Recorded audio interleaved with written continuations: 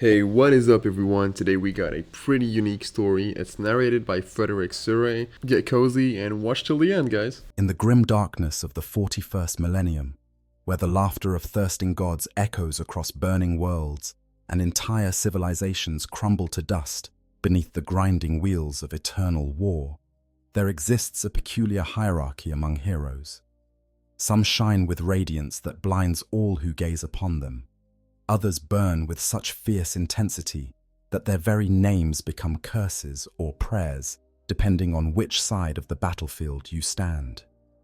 And then there are those whose greatness manifests not in brilliant flashes, but in steady, unyielding endurance. Those whose achievements are measured not in moments of glory, but in centuries of simply refusing to break. Rogal Dorn belongs to this last category, and perhaps that is why he remains the most underestimated Primarch in the entire Warhammer 40,000 universe. When fans discuss their favorite Primarchs, certain names dominate the conversation with predictable regularity. Sanguinius draws reverence for his tragic sacrifice, a being of such perfect nobility that even his enemies wept when he fell. The Lion commands respect for his mysterious nature and recent dramatic return to the setting, bringing with him all the secrets he kept hidden for 10,000 years. Robuta Guilliman earns attention as the Lord Commander of the Imperium returned, the practical administrator who now holds together the crumbling edifice of humanity's galactic empire. Even the traitor Primarchs capture imagination through their dramatic falls from grace, their transformations into demon princes, their continuing role as arch-enemies of everything the Imperium represents. But Rogal Dorn, the Praetorian of Terror, the Lord of the Imperial Fists, the man who quite literally held the Imperium together during its darkest hour and made the Emperor's survival possible through defensive planning that bordered on precognition. He gets overlooked, forgotten, dismissed as boring, as uninteresting, as the Primarch who simply stood still while more dynamic brothers took the spotlight. This is the great irony that defines Rogal Dorn's legacy. The Primarch who saved the Imperium is the one most commonly forgotten when people discuss who saved the Imperium. And perhaps there is a kind of poetry in that, for it mirrors exactly how Dorn himself would have wanted to be remembered. Not through songs and celebrations, not through monuments erected in his honor, but through the simple fact that the thing he protected continues to exist. The Imperium stands. Our terror remains unconquered. The Emperor, though bound to the Golden Throne, still guides humanity through the darkness of the warp. These are Rogal Dorn's monuments, and they dwarf anything carved from stone or written in verse. To understand why Dorn is so consistently underestimated, we must first understand what makes a Primarch memorable in the eyes of the fanbase. The Emperor created his 20 sons to embody different aspects of his own nature, different tools for different purposes in the grand design of human reunification. Each Primarch was crafted to excel in specific domains, and each brought their own personality quirks that made them distinctive characters in the sprawling narrative of the Horus Heresy and beyond. The most popular Primarchs tend to share certain characteristics. They possess clear dramatic arcs, moments of transformation or fall that create narrative tension and emotional investment. They display personality traits that are easily memorable, whether through humor or tragedy or intensity. They engage in relationships with their brothers that generate interesting dynamics and conflicts. Rogal Dorn, by contrast, seems almost designed to resist these elements of conventional character appeal. His personality is characterized by bluntness to the point of social awkwardness, an inability or unwillingness to soften truths for the sake of diplomacy. Where other Primarchs might engage in banter or philosophical debates with their brothers, Dorn simply states facts and moves on. His face was stern and naturally unsmiling, crowned with bone-white hair that gave him the appearance of living stone, as he did not seek out social connections or emotional bonds. He formed few close friendships with his brother Primarchs, maintaining instead a kind of professional distance that valued competence over camaraderie. His approach to warfare was similarly lacking in the flash and spectacle that makes for memorable stories. Dorn was a master of siege warfare in both its defensive and offensive forms, which means much of his work involved careful planning, methodical execution, and patient waiting for results rather than daring cavalry charges or desperate last stands. The Imperial fists under his command became known for their reliability and their ability to hold any position they were assigned to defend. They did not chase glory. They did not seek out the most prestigious battles. And they simply went where they were needed and did what needed to be done, then moved on to the next assignment without fanfare or celebration. Even Dorn's role during the Horus Heresy, which should by all rights have made him one of the most celebrated figures in Imperial history, somehow fails to generate the same level of enthusiasm as other Primarch's contributions. He defended Terra. He built the fortifications that held back half the legions. Astartes turned traitor along with demonic hordes and corrupted Titan legions. He made decisions that saved billions of lives and prevented the complete destruction of everything the Emperor had built. But defense, by its very nature, is less visually exciting than attack. The defender holds ground. The attacker takes ground. In the popular imagination, taking tends to be more memorable than holding, even though holding can require far more skill and far more courage. This underestimation extends even to how Dorn's story ends, or rather how it fails to end with any clear resolution. While other Primarchs have definite fates, either confirmed deaths or dramatic returns or ascensions to demonhood, Dorn exists in a state of uncertainty. He disappeared during an assault on a Chaos warship called the Sword of Sacrilege, and only his skeletal hand was recovered. But the details surrounding this disappearance don't add up when examined closely. The ship he allegedly boarded didn't exist yet according to Imperial Navy records. There are hints from other Primarchs that he might have survived. His final moments lack the dramatic closure that would make them memorable set pieces in the lore. So even Dorn's death fails to capture imagination, the way Sanguinius's sacrifice or Ferrus Manus's beheading does. Yet to dismiss Rogal Dorn as uninteresting or unimportant is to fundamentally misunderstand both the character and the role he played in shaping the Imperium. The underestimation of Dorn reveals more about our own biases toward what we find engaging than it does about Dorn's actual significance. We live in a culture that celebrates visible achievement, that values charisma and flash over steady competence, that remembers the sprinters who burn bright and fast over the marathon runners who simply keep putting one foot in front of the other until they cross the finish line.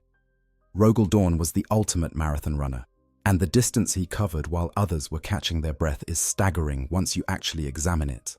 Consider what the Imperium would look like if Rogal Dorn had not existed, or if he had been even slightly less competent at his designated role.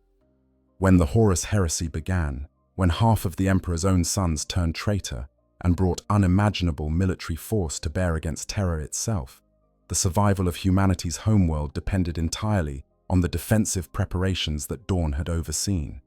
Every wall of the Imperial Palace had been positioned and reinforced according to his specifications. Every gun emplacement had been sited to create overlapping fields of fire. Every void shield generator had been placed to provide redundant coverage. Every approach to the palace had been analyzed for weaknesses, and those weaknesses had been turned into traps. This was not the work of weeks or months. This was years of careful preparation, beginning even before Horus's betrayal became public knowledge, continuing through the solar war that preceded the siege proper, refined and adjusted right up until the moment the first traitor boots touched Terra's surface. And throughout all of this preparation, Dorn was managing not just the physical construction, but the logistics of garrisoning Terra, the organization of civilian evacuations, the coordination with other loyalist forces, the 1,000 details that would determine whether the defense succeeded or collapsed under its own complexity. When Perturabo, arguably the only Primarch who could rival Dorn in siege mastery, brought the full fury of the Iron Warriors against the Imperial Palace, he found fortifications that anticipated his every tactic. When Daemon engines manifested within the palace walls, they found kill zones prepared to contain such breaches. When traitor titans stalked through the ruins of Terra's outer defenses, they encountered fields of fire that could bring down even these war machines. Nothing Dorn had built was impenetrable.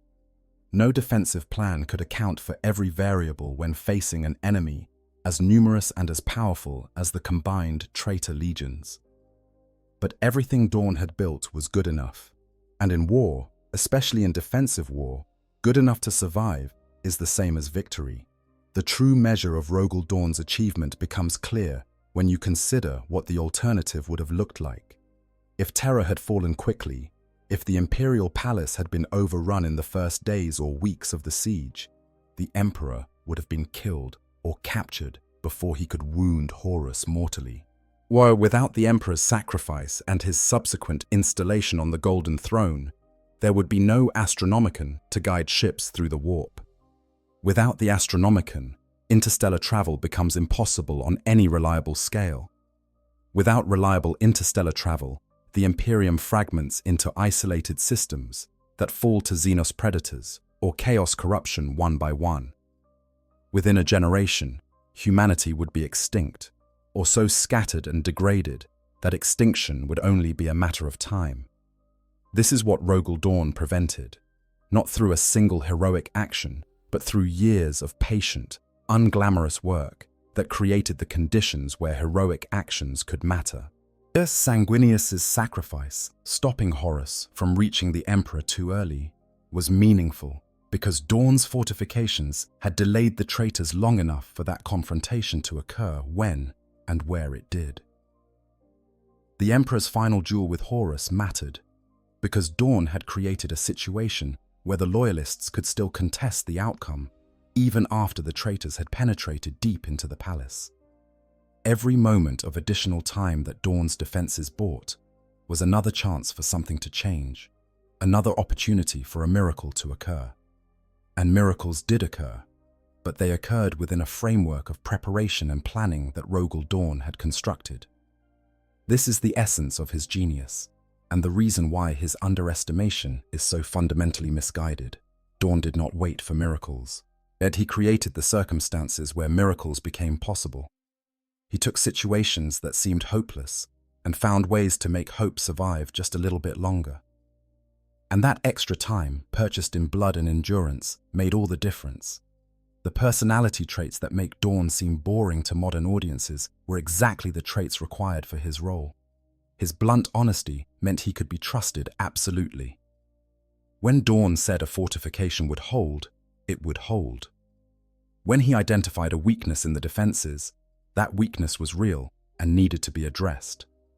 There was no guesswork, no hedging, no diplomatic softening of uncomfortable truths. The Emperor and his commanders could base their decisions on Dorn's assessments with complete confidence, which is an invaluable resource in warfare where incomplete or misleading information can be as deadly as enemy fire. His lack of social skills meant he had no political ambitions to distract him from his duties. While other Primarchs might have seen the defense of Terra as an opportunity to position themselves for power after the heresy ended, Dorn simply focused on doing the job he had been given. He did not waste time or resources on building a personal power base. He did not engage in the kind of subtle maneuvering that could undermine unity of command. He accepted orders from the Emperor and from Malcador the Sigillite, even when he disagreed with their decisions, because he understood that debate was fine, but ultimately, someone had to make the final call, and then everyone had to commit to executing that decision. His methodical approach to warfare, which can seem plodding compared to the lightning strikes of the White Scars or the overwhelming fury of the World Eaters, was exactly what defensive operations required. Defense is about patience, about making the enemy pay for every meter of ground they take, about forcing them to commit resources to breakthroughs that turn out to be traps, about grinding down their strength until they can no longer sustain offensive operations. This is not work for commanders who need constant action and immediate gratification. This is work for someone who can plan for contingencies weeks or months in advance, who can maintain discipline and focus even when nothing seems to be happening, who can make cold calculations about acceptable losses and stick to those calculations under pressure. In short, Rogal Dorn was the right Primarch in the right place at the right time, and his personality traits that make him seem boring to outside observers were actually his greatest strengths for the role he needed to fulfill. The underestimation of Dorn stems from failing to recognize that different situations require different kinds of heroes. Not every story needs a dashing rogue or a tortured artist or a charismatic leader. Sometimes what you need is someone who shows up, does the work, and doesn't break no matter how much pressure is applied. Someone who might not inspire songs but who inspires confidence. Someone who might not be loved but who is trusted absolutely. The irony is that this very reliability, this consistency that made Dorn so effective, also makes him easy to take for granted. He was always there, but he always did what needed to be done. And so we stop noticing him, stop appreciating the full magnitude of his contributions, because they become background assumptions rather than remarkable achievements. It's the same way people take infrastructure for granted until it breaks. You don't think about the electrical grid until the power goes out. You don't think about water treatment plants until the tap runs dry. And you don't think about Rogal Dorn until you imagine what the Imperium would look like if he hadn't been there to hold the line. This underestimation extends even to how Dorn is portrayed in much of the Horus Heresy fiction. While other Primarchs get dramatic character moments, internal struggles that make them relatable, scenes that showcase their personality and give readers emotional connections to them, Dorn often appears as a kind of granite obstacle. He delivers judgments. He states facts. He makes decisions and moves on. The emotional toll of his position, the weight of responsibility that would crush normal beings, remains largely internal and unexpressed. This makes him harder to connect with on a surface level, which contributes to readers finding him less interesting than more emotionally demonstrative characters. But this restraint, this refusal to burden others with his own struggles, is itself revealing of Dorn's character. He understood that, as Praetorian of Terror, as the commander upon whom the defense of humanity's homeworld depended, he could not afford to show weakness or doubt. His officers and warriors needed to see strength and certainty, even when he felt neither. So he bore his burdens privately, without complaint, or without seeking sympathy or comfort. This was not healthy from a modern psychological perspective. This was almost certainly damaging to Dorn personally. But it was what the situation required, and Dorn always did what the situation required, regardless of personal cost. The relationship between Rogal Dorn and his legion, the Imperial Fists, reflects this same pattern of underestimation. The Imperial Fists are often portrayed as the vanilla Space Marines, the default option without any particular quirks or specializations that make them stand out. They're not as fast as the White Scars, not as savage as the Space Wolves, not as secretive as the Raven Guard, not as psychically gifted as the Thousand Suns. They're just solid, reliable, good at defense and siege warfare, but not flashy about it. And this perception tracks with how their Primarch is viewed. They seem boring because they lack the obvious drama of other legions, but this perception misses what makes the Imperial Fists actually distinctive. They were the legion that other legions called when they needed a position held at all costs. They were the ones who could be relied upon to do exactly what they said they would do, no more and no less. Their gene seed was stable, their organization was efficient, their doctrine was sound and had been proven across thousands of battlefields.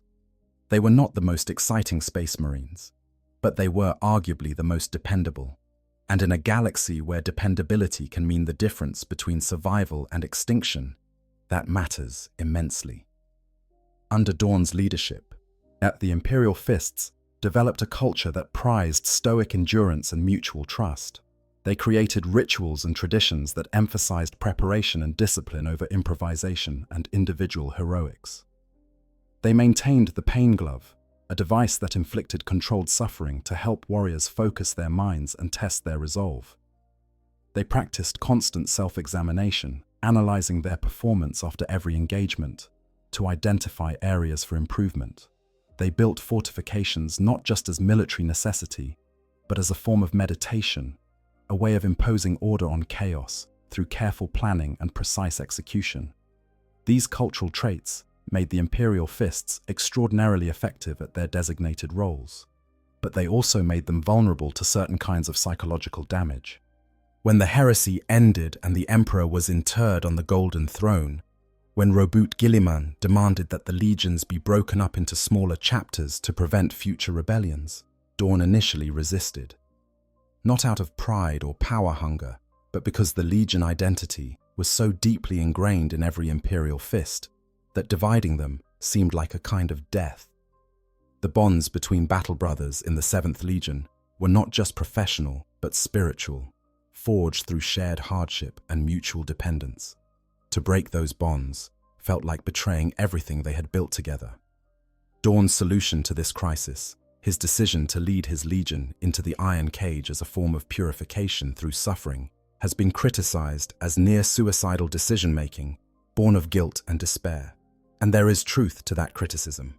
Yet Dorn was indeed consumed by guilt over the Emperor's near death, and he did indeed drive his sons into a trap that cost thousands of their lives. But viewed through the lens of Imperial Fists culture, the Iron Cage makes a terrible kind of sense. The Legion needed to be broken down so it could be rebuilt according to the new Codex Astartes structure. The old bonds needed to be severed so new ones could form. And for a culture that valued purification through pain and saw suffering as a crucible that revealed truth, submitting to Perturabo's meat grinder and emerging as survivors who had been tested beyond all reasonable limits, accomplished this goal. It was not the only way the transition could have been managed. It was arguably not even the best way, but it was the way Rogal Dorn chose. When consistent with his legion's culture and his own understanding of how to transform something while preserving its essential nature. The Imperial Fists who survived the Iron Cage were fewer in number than those who entered, but they had been fundamentally changed by the experience. They understood suffering in ways that Marines from other legions could not match. They had stared into the abyss of their own potential destruction and had not broken. And from their ranks came the seeds of 3 great chapters, the Imperial Fists proper, carrying on their Primarch's legacy of methodical warfare and defensive mastery. The Crimson Fists, learning to adapt the 7th Legion's doctrine to situations requiring flexibility. And the Black Templars, taking Dorn's dedication and pushing it to zealous extremes that would have made their Primarch uncomfortable, but which he nevertheless recognized as emerging from the principles he had taught them. This transformation through trauma, this willingness to accept terrible costs in pursuit of necessary goals, is another aspect of Dorn's character that contributes to his underestimation. We want our heroes to find clever ways around problems, to save everyone, to achieve objectives without significant losses. Dorn was not that kind of hero. He understood that sometimes costs must be paid, that sometimes there are no good options, only less bad ones, that sometimes the only way forward is through fire and blood. This makes him uncomfortable to celebrate, and for it forces us to confront truths about leadership and warfare that we would prefer to avoid. Better to focus on Primarchs whose stories allow us to escape into fantasy, rather than ones who remind us that heroism often involves choosing which terrible thing to accept. Yet despite all of this underestimation, despite being consistently overlooked in favor of more obviously dramatic characters, Rogal Dorn's influence on the Warhammer 40,000 setting is impossible to deny once you start looking for it. The Imperial Fists and their successor, chapters continue to play crucial roles in the setting's ongoing narratives. The Black Templars in particular have become one of the most popular Space Marine chapters. Their crusading zeal and refusal to accept the Codex Astartes' limitations on chapter size, making them distinctive and memorable. Yet the fortification techniques that Dorn pioneered continue to shape how the Imperium approaches defensive warfare across the galaxy. His name is invoked whenever characters discuss siegecraft or defensive strategy. Most significantly, the very fact that Terra remains unconquered 10,000 years after the heresy, that the Imperial Palace still stands as humanity's greatest fortress, that pilgrims from across the galaxy can still make the journey to see the throne room where the Emperor sits in eternal vigil. All of this traces directly back to Rogal Dorn's work. Every stone of the palace's outer walls was placed according to his designs or under his supervision. Every defensive position that held during the Siege of Terra bought time, because Dorn had calculated exactly how much time it could buy and deployed forces accordingly. The Imperium stands because Dorn built foundations strong enough to endure 10 millennia of warfare, corruption, and decay. This is not underestimation in any meaningful sense. This is the highest form of achievement, to create something so enduring that people forget it required creation at all. The greatest compliment one can pay Rogal Dorn is that his fortifications worked so well that people assumed Terra's defense was inevitable rather than the result of extraordinary planning and execution. The strongest evidence of his genius is that we take for granted the thing he made possible. To truly appreciate Rogal Dorn, we must look past our biases toward flashy characters and dramatic narratives. We must recognize that heroism comes in many forms, and that sometimes the most heroic act is simply refusing to quit when every rational analysis says that quitting is the only logical option.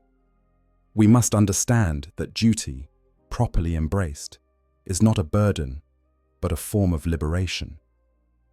It frees you from the paralysis of choice by providing clear direction. It gives meaning to suffering by connecting individual sacrifice to purposes larger than the self. And it allows ordinary beings to accomplish extraordinary things by focusing all their energy on specific, achievable goals rather than dissipating it across countless possibilities. Rogal Dorn embodied duty in its purest form. He was not a man who had other interests or hobbies that he reluctantly set aside to serve.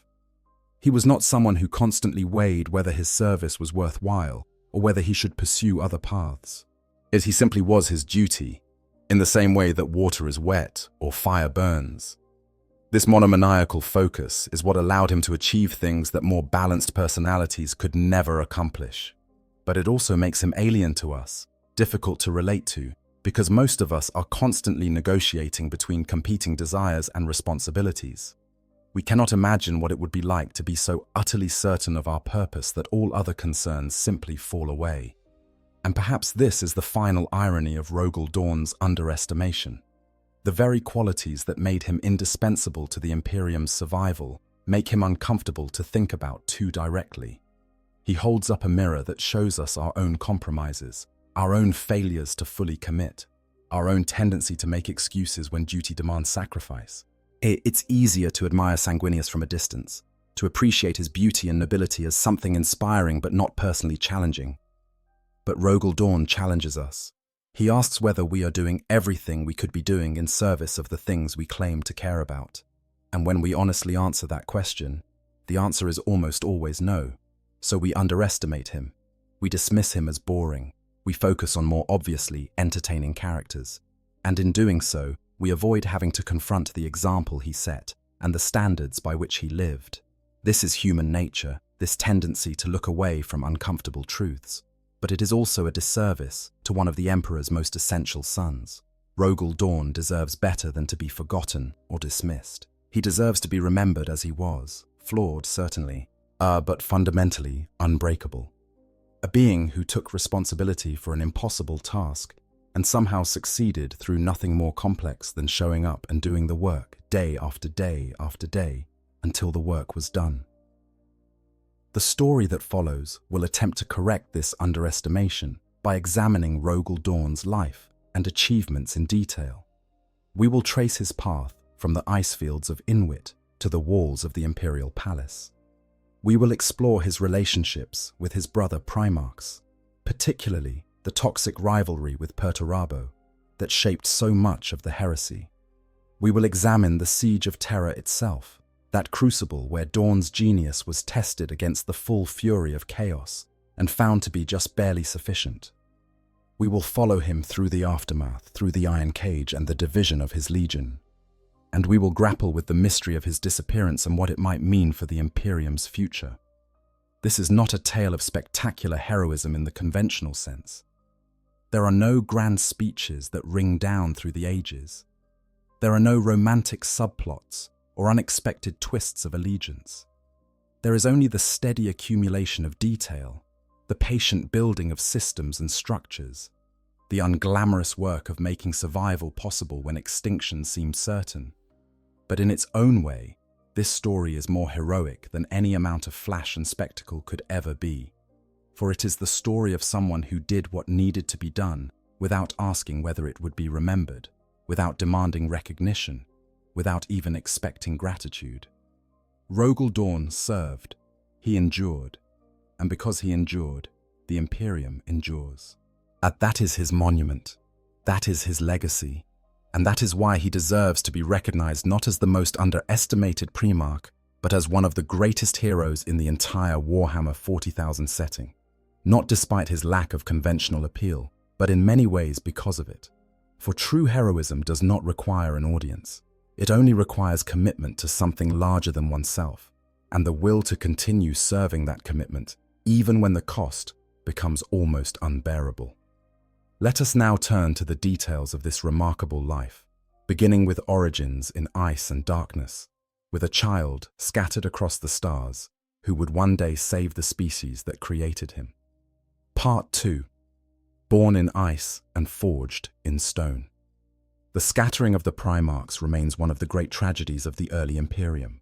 A single act of cosmic sabotage that reshaped the destiny of the entire galaxy.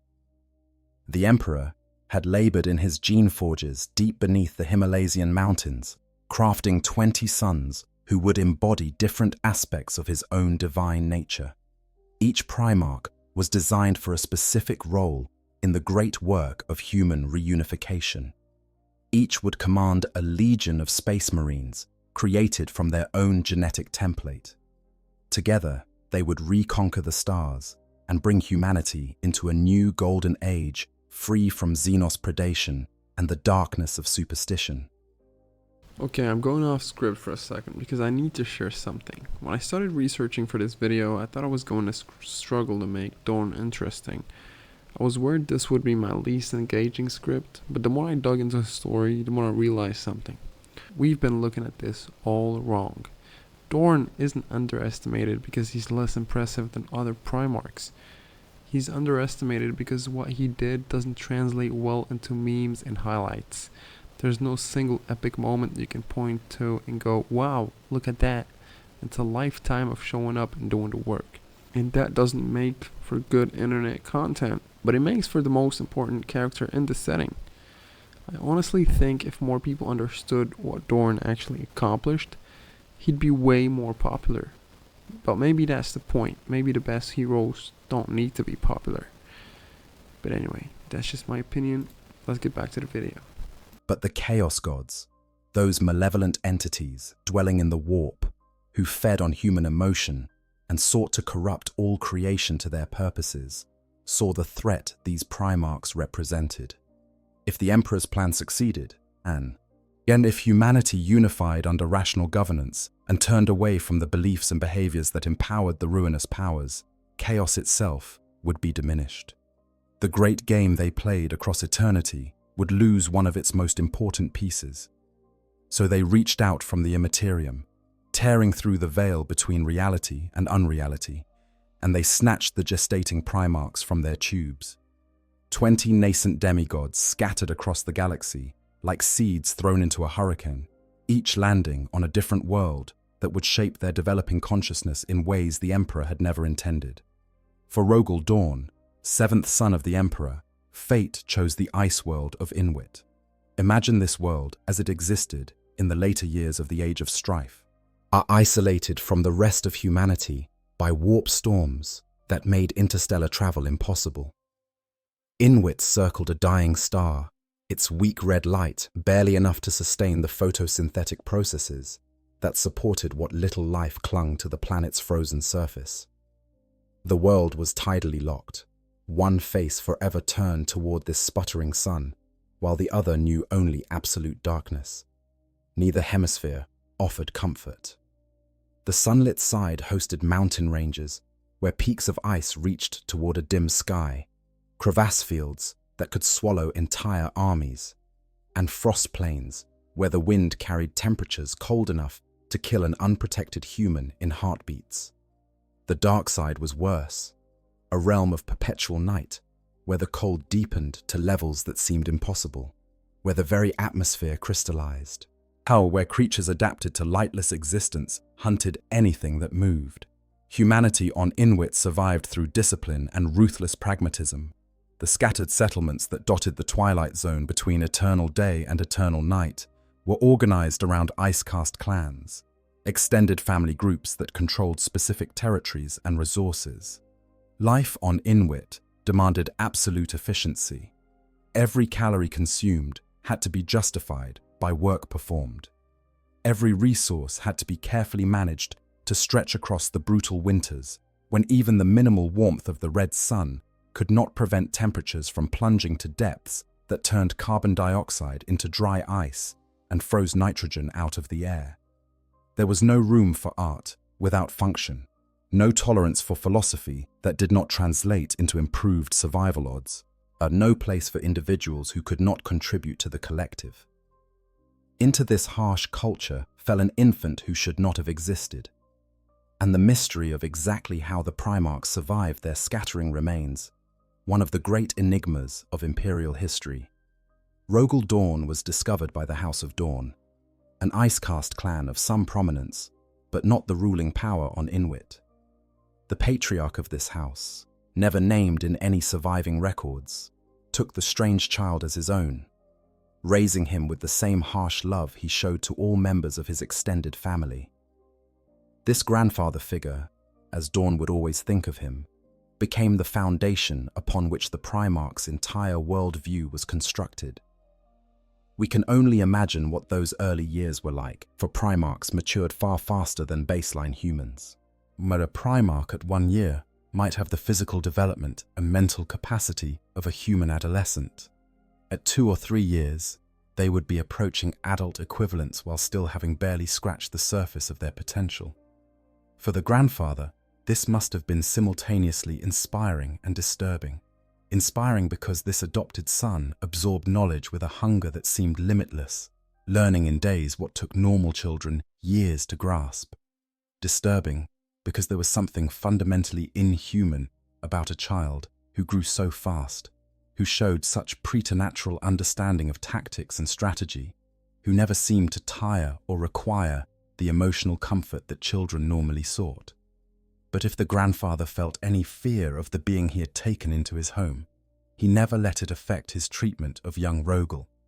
He taught the boy everything he knew: how to read the ice formations that presaged avalanches, how to track the thermal serpents that burrowed through frozen rock, following the geothermal heat that was one of Inwit's few sources of warmth, how to position warriors to maximize their effectiveness against numerically superior enemies, how to lead through example rather than rhetoric, demonstrating that you would never ask others to face dangers you would not face yourself, how to make the difficult decisions that leadership demanded, choosing between bad options without allowing regret to paralyze you. Young Rogal absorbed all of this and built upon it, his superhuman intellect finding patterns and connections that even his experienced teacher had not recognized. When the Icecast went on hunting expeditions into the frozen wastes, in pursuing the great beasts whose meat and hides were essential to survival, it was increasingly to Rogal that they looked for guidance on tactics and routes. When disputes arose between clans over territory or resources, his arbitration was sought because his judgments were based on objective analysis rather than favoritism or politics. There was something about this young giant that inspired trust, not through personal warmth or charisma, but through simple competence married to absolute honesty. The quality that would later define Dorn's character was already evident in these early years. He could not lie, or perhaps more accurately, he saw no reason to lie since truth was more efficient than deception. When asked for his assessment of a situation, he gave it without softening or hedging. When someone made a mistake, as he pointed it out and explained what should have been done differently, not out of cruelty, but because how else could they learn to do better next time? This bluntness made him difficult to be around for those who preferred comfortable illusions to uncomfortable realities. but it also made him invaluable to those who genuinely wanted to improve or who needed accurate information to make crucial decisions. As Rogal matured into what passed for young adulthood among Primarchs, which would have been a shockingly short number of years, his influence within House Dorn and then across the wider Inuit society grew exponentially. This was not a violent rise to power. There were no coups or revolutions. Young Rogal simply demonstrated again and again that his methods worked better than the alternatives. Of fortifications he designed withstood attacks that would have breached traditional defenses. Supply chains he organized could support larger populations through longer winters. Military strategies he devised protected settlements from both the predatory beasts and occasional raids by rival clans. His solutions were not always popular, for they often demanded sacrifices or changes to comfortable traditions. But they were effective, and on a world like Inuit, effectiveness was the only currency that mattered. House Dorn's rise was built on this foundation of measurable results. Other clans could not argue against techniques that demonstrably saved lives and conserved resources. They could not dismiss innovations that clearly worked better than what they had been doing. And Rogal, for his part, never claimed credit or demanded recognition. But he simply presented solutions, explained his reasoning when asked, and moved on to the next problem. This absence of ego made him even more effective, for people knew he was not trying to aggrandize himself at their expense. He genuinely cared about optimal outcomes rather than personal glory. The expansion of Dorn's influence was not limited to a single planet.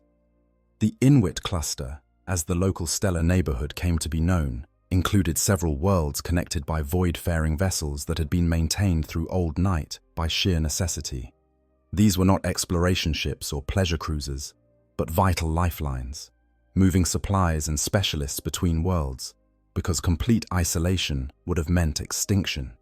The voidfarers who maintained these ships formed their own caste within Inuit society, which respected for their unique skills, but also somewhat separate from the ice caste clans that dominated planetary politics. When Rogal began to involve himself with the voidfarers, analyzing their trade routes and suggesting improvements to their defensive doctrines, it marked his first steps toward thinking about security on a systemic scale that transcended single planets. He understood that Inuit survival depended on the other worlds in the cluster remaining viable, and their survival depended on Inuit, creating an interdependent network that needed to be defended as a whole rather than as isolated parts. This holistic thinking would later serve him well when planning the defense of entire stellar systems against enemies who could strike from any direction through the warp. The most significant discovery of this period was the phalanx. Deep in Inuit's region of space, drifting in the black between stars, lay a vessel that defied all conventional understanding of what void ships could be. It was not a ship in any normal sense, though it could travel through space and even enter the warp with appropriate preparation. It was not a space station, though it could maintain position and serve as a base of operations. The phalanx was something from the dark age of technology, that vanished golden age when humanity had achieved technological heights that even the Emperor's genius could only partially reconstruct. How Rogal Dorn located this artifact is not recorded, though it speaks to either tremendous luck or some instinctive understanding of technology that allowed him to detect its presence. How he gained access to it, brought its dormant systems online, and mastered its operation is even more mysterious. The phalanx was not designed for easy comprehension. Its systems were layered upon systems, technologies so advanced that they would seem like magic to those who did not understand the principles behind them. Tech priests from Mars would have spent lifetimes simply cataloging its components, let alone attempting to restore functionality. But Dorn approached the phalanx, as he approached everything else in his life, methodically, breaking the problem down into component parts, solving each part in turn, building up from first principles until the entire system became comprehensible. It was an extraordinary achievement, one that demonstrated not just intelligence, but a particular kind of intelligence that could reverse engineer complex systems from observation and experimentation. By the time the Emperor's Great Crusade finally reached Inuit, Dorn had not only restored the phalanx to operational status, but had made it the mobile fortress monastery of what was effectively a star-spanning civilization with military capacity that rivaled many Imperial expedition fleets. This was the situation when the Emperor's ships emerged from the warp at the edge of the Inwit system. Malcador, the Sigillite, and Constantin Valdor, two of the Emperor's most trusted servants, were aboard the fleet, having accompanied the Master of Mankind on this particular leg of the crusade, knowing that one of the lost Primarchs was likely to be found. What they encountered surprised them, despite their extensive preparation for this moment. Rather than finding a primitive world where a single powerful individual had risen to dominance through force, they found a functioning interstellar civilization with sophisticated fortifications, organized military forces, and a leader who commanded loyalty through demonstrated competence rather than charisma or fear. Rogal Dorn took the phalanx to meet the incoming fleet, establishing his credentials through this single demonstration. Only someone of extraordinary capability could command such a vessel, let alone restore it to functionality after millennia of dormancy. The meeting between Emperor and Primarch, between Creator and Creation, Father and Son, has been described in various sources with varying levels of detail. What is consistent across all accounts is the simplicity and directness of the exchange. The Emperor announced himself and explained the situation. Rogal Dorn listened, evaluated the evidence, reached his conclusion, and knelt to pledge his service. There was no resistance to overcome, no misunderstandings to work through, no period of adjustment needed. Dorn recognized the Emperor for what he was, understood the Great Crusade's purpose and his place within it, and simply accepted these facts as he accepted all facts, as reality to be dealt with rather than debated. The Emperor, for his part, must have felt extraordinary satisfaction at finding this particular son. Of all the Primarchs he would reunite with, few would prove as reliable as Rogal Dorn, as willing to simply do what needed to be done without requiring constant management or psychological manipulation. The gesture the Emperor made next was significant beyond its surface generosity. He could have claimed the phalanx for the Crusade fleets, adding its formidable capabilities to the forces under direct Imperial command. Such a vessel would have been invaluable, a mobile base from which entire campaign sectors could be coordinated. But the Emperor instead gifted the phalanx to Dorn personally, making it the fortress monastery of the 7th Legion, the Space Marines who had been created from Dorn's genetic template during his absence from Terra. This gesture acknowledged that Dorn had already proven himself worthy of such a vessel, and that the bond between Primarch and ship should not be casually broken simply because its military utility was obvious. With this gift came a commission. The Emperor needed Rogal Dorn to take command of his legion and help bring the galaxy into compliance with Imperial rule. It helped build the Imperium that would protect humanity from the countless threats that plagued it. Help create a foundation strong enough to support 10,000 years of human civilization across millions of worlds. This was work that aligned perfectly with everything Dorn had done on a smaller scale within the Inwit cluster. The tools changed. The scale expanded exponentially, but the fundamental task remained the same. Build things that endure, create structures that protect, ensure survival of those who depended on you. Rogal Dorn accepted this charge without hesitation or condition. His life on Inwit had prepared him for exactly this role, though he could not have known it at the time.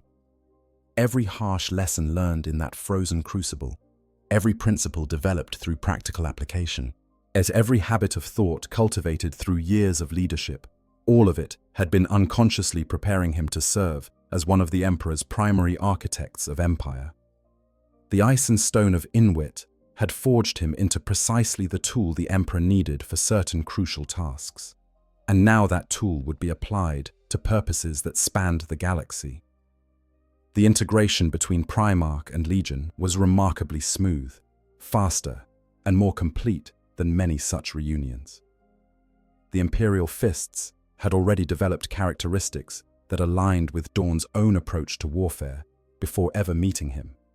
They were methodical, favoring careful planning over improvisation. They excelled at defensive operations and siege warfare. They valued endurance, and persistence over speed and audacity.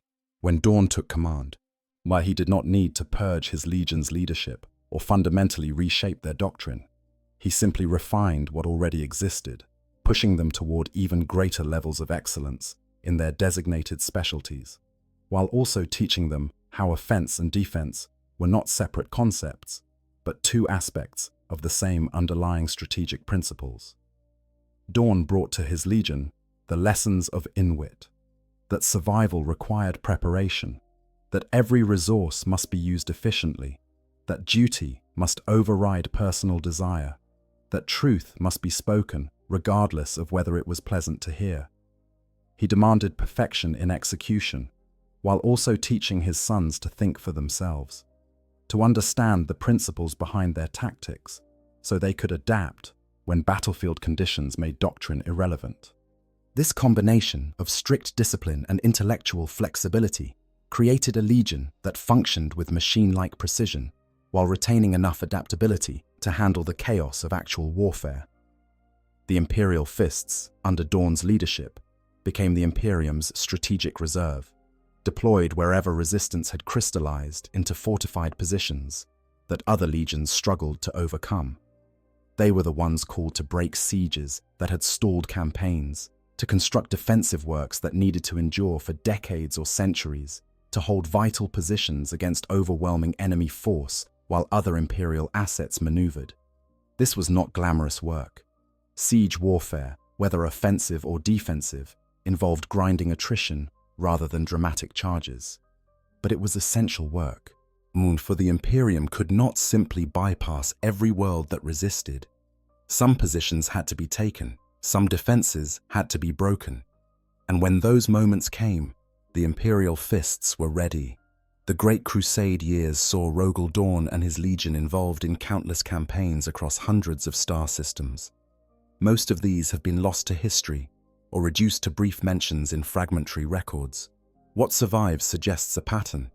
The Imperial Fists went where they were needed rather than where glory could be found, served until their objectives were accomplished, rather than extending campaigns to accumulate honors, built fortifications designed to last millennia, rather than temporary fieldworks that would crumble once they departed.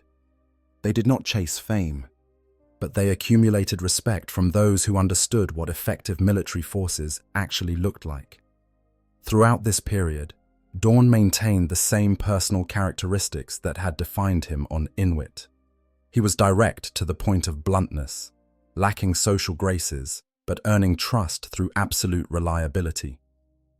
He formed few close bonds with his brother Primarchs, maintaining instead a kind of professional distance that allowed cooperation without requiring friendship. He drove himself and his legion with relentless standards, accepting no excuses for failures that could have been prevented through better preparation. And he never, ever asked for recognition or reward beyond the opportunity to continue serving. As this was Rogal Dorn, as he existed before the heresy transformed him from architect of the Imperium's expansion into defender of its very survival. A being of stone and duty, harsh and unyielding, but fundamentally reliable beyond all measure.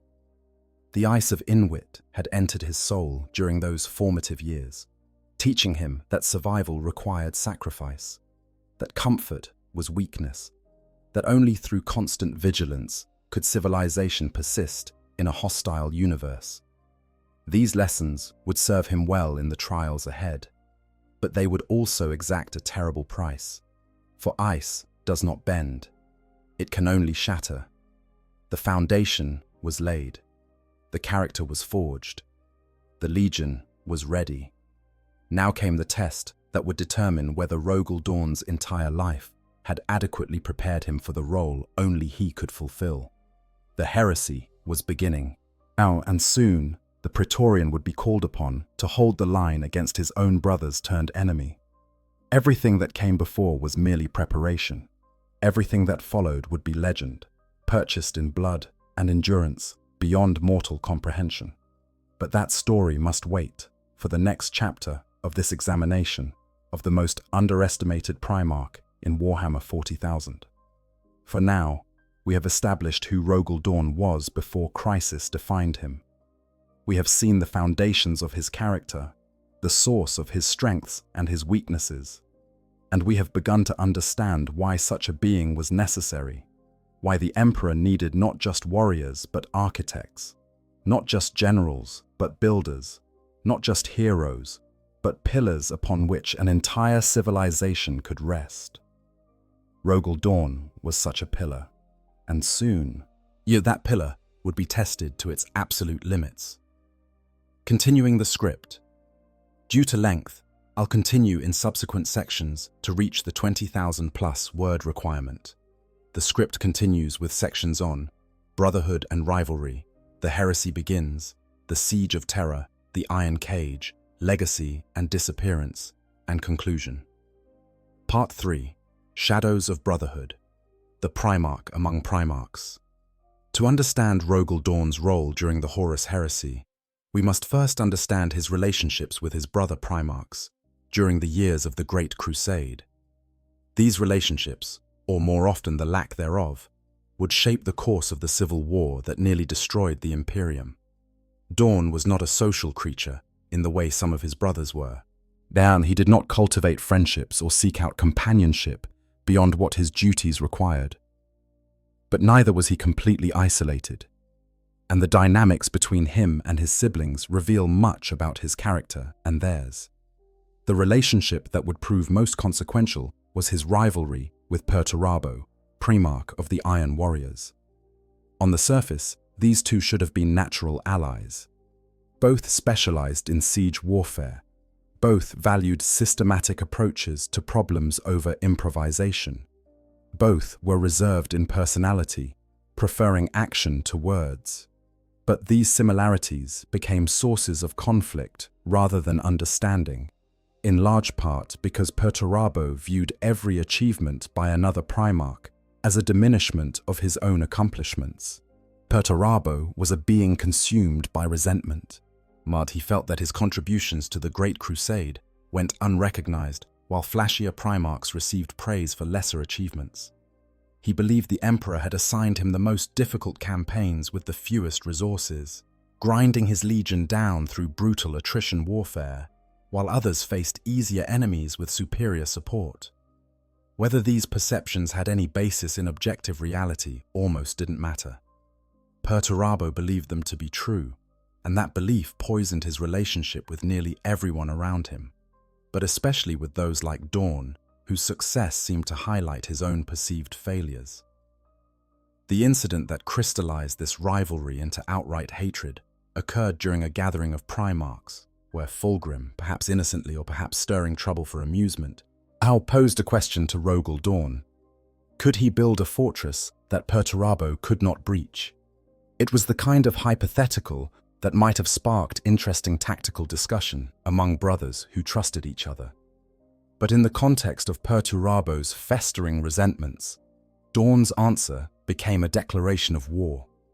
Dorn said yes, he could build such a fortress, not as a boast, not as an insult, simply as an assessment of his capabilities versus his brothers, delivered in the same blunt manner he answered all questions. Dorn genuinely believed that if he were given time to properly fortify a position and adequate defenders to man those fortifications, Perturabo would not be able to conquer it. This was not arrogance, but confidence based on understanding of both his own defensive doctrine and his brother's offensive tactics. The Iron Warriors specialized in overwhelming strongpoints through superior firepower and willingness to accept casualties. But if those casualties became unsustainable before the breach was achieved, if the defenses could absorb everything the attackers could deliver and still hold, then the attack would fail. Dorn's fortifications could do exactly that. Perturabo heard only that his brother thought him inferior, that the Praetorian believed himself capable of completely nullifying the Iron Warrior's greatest strength. The fact that Dorn would have said the same about his own abilities without viewing it as insulting others meant nothing to Perturabo. The fact that objectively analyzing your capabilities versus potential opponents was basic tactical prudence meant nothing. Perturabo's pride was wounded. and from that moment forward the two Primarchs were effectively enemies, even before the heresy gave that enmity a formal outlet. In later years, after the siege and the terrible costs it extracted, Rogal Dorn would reflect on this incident with something approaching regret. Not regret for speaking the truth, for he was constitutionally incapable of that, but regret for failing to recognize how much Perturabo was suffering and for not finding some way to address it before it metastasized into treason. This was perhaps giving himself too much credit for what he could have achieved. Perturabo's fall was overdetermined by countless factors beyond any single brother's ability to prevent. But it speaks to Dorn's capacity for self-examination, that he could look at his own actions and find them wanting, even when those actions had been consistent with his principles. The rivalry with Perturabo would have terrible consequences during the Siege of Terra, when the Lord of Iron brought his genius for siege warfare to bear against the defenses his brother had constructed. Perturabo knew Dorn's methods because they were similar to his own. He could predict how the Praetorian would think, where he would place critical systems, how he would organize his defense in depth. This should have given the Iron Warriors an insurmountable advantage. But Dorn understood this dynamic too, and so he designed defenses that deliberately violated his own doctrine in certain key areas, while creating anomalies that Perturabo would not expect precisely because they were inconsistent with how Dorn normally operated. The result was a kind of chess game played across the surface of Terra, with the lives of millions of soldiers as pieces. Perturabo would find a weakness and exploit it, only to discover that Dorn had anticipated this exploitation and prepared a counter-trap. Dorn would sacrifice a position to draw Iron Warriors into a prepared killing zone, only to find that Perturabo had predicted this tactic and sent expendable allies to trigger the trap, while his own forces waited for the defenses to exhaust themselves. Back and forth the two Primarchs maneuvered, each trying to outthink his brother, while also managing the actual physical combat that their strategies enabled. As if the rivalry with Perturabo was characterized by bitter competition and mutual frustration, Dorn's relationship with Sanguinius represented something closer to true brotherhood. The Angel of Baal, beloved by all who met him, somehow managed to penetrate even Dorn's emotional reserve. Perhaps it was because Sanguinius made no demands, sought nothing from Dorn except honest conversation. Perhaps it was because the angel's empathy allowed him to see past the stern exterior to the being beneath who carried burdens no one else acknowledged.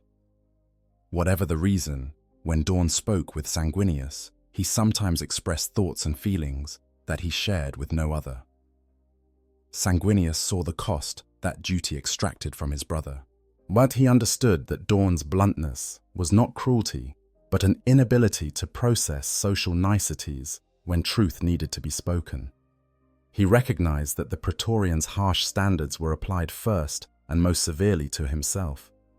And because Sanguinius understood these things, he could offer Dorn something rare and precious: acceptance without judgment, companionship without obligation, a moment of rest in a life that otherwise knew no rest. The two Primarchs never became close in any conventional sense. They did not seek each other out regularly or confide in one another about everything. But there was mutual respect that went deeper than professional courtesy, an acknowledgement that each saw in the other something worthy of admiration. When Sanguinius died defending the Eternity Gate during the siege, or when he bought precious hours with his own life to delay Horus's advance, Dorn mourned in the cold way he mourned all losses. He did not weep or rage. He simply noted another cost of the war, another price paid, another brother gone. But those who knew him best claimed they could see something change in his eyes when he learned of the angel's fall. Some light that had been present, however faint, simply went out. Robert Guilliman was another brother with whom Dorn maintained a functional working relationship, despite significant philosophical differences. Guilliman believed in systematic organization, in creating doctrines and procedures that could be replicated across the Imperium to ensure consistent results. His Codex Astartes would eventually crystallize this belief into a comprehensive manual for space marine operations. Dorn appreciated the value of doctrine, but was less convinced that any single system could address all possible contingencies. He preferred to teach principles, and then trust his officers to apply those principles to specific situations, rather than trying to create rules for every eventuality. This difference in approach would come to a head after the heresy, when Guilliman insisted that the legions be broken up into smaller chapters to prevent future rebellions. Dorn initially resisted, not out of power hunger, but because he believed that dividing the legions would diminish their effectiveness and dishonor the bonds that had been forged through shared sacrifice. The Imperial Fists were not just a military formation to Dorn. They were a brotherhood that had endured together through the worst war in human history. To break that brotherhood for political convenience seemed like betrayal. The confrontation between Dorn and Guilliman over this issue nearly led to another civil war, with other Primarchs taking sides based on their own views of the Codex Astartes. That it did not escalate to open conflict speaks to both Primarchs' fundamental commitment to the Imperium above their own preferences. Dorn eventually accepted the division of his legion, but only after seeking guidance through the Pain Glove and coming to understand that transformation was necessary, even if it was painful. This moment showed both Dorn's flexibility when presented with compelling arguments and his deep commitment to his sons, for his initial resistance came from wanting to protect them rather than from ego. Other relationships were more distant or more fraught. Dorn clashed with Conrad Kurz, the Night Haunter, over the atrocities that the 8th Legion committed in the name of compliance.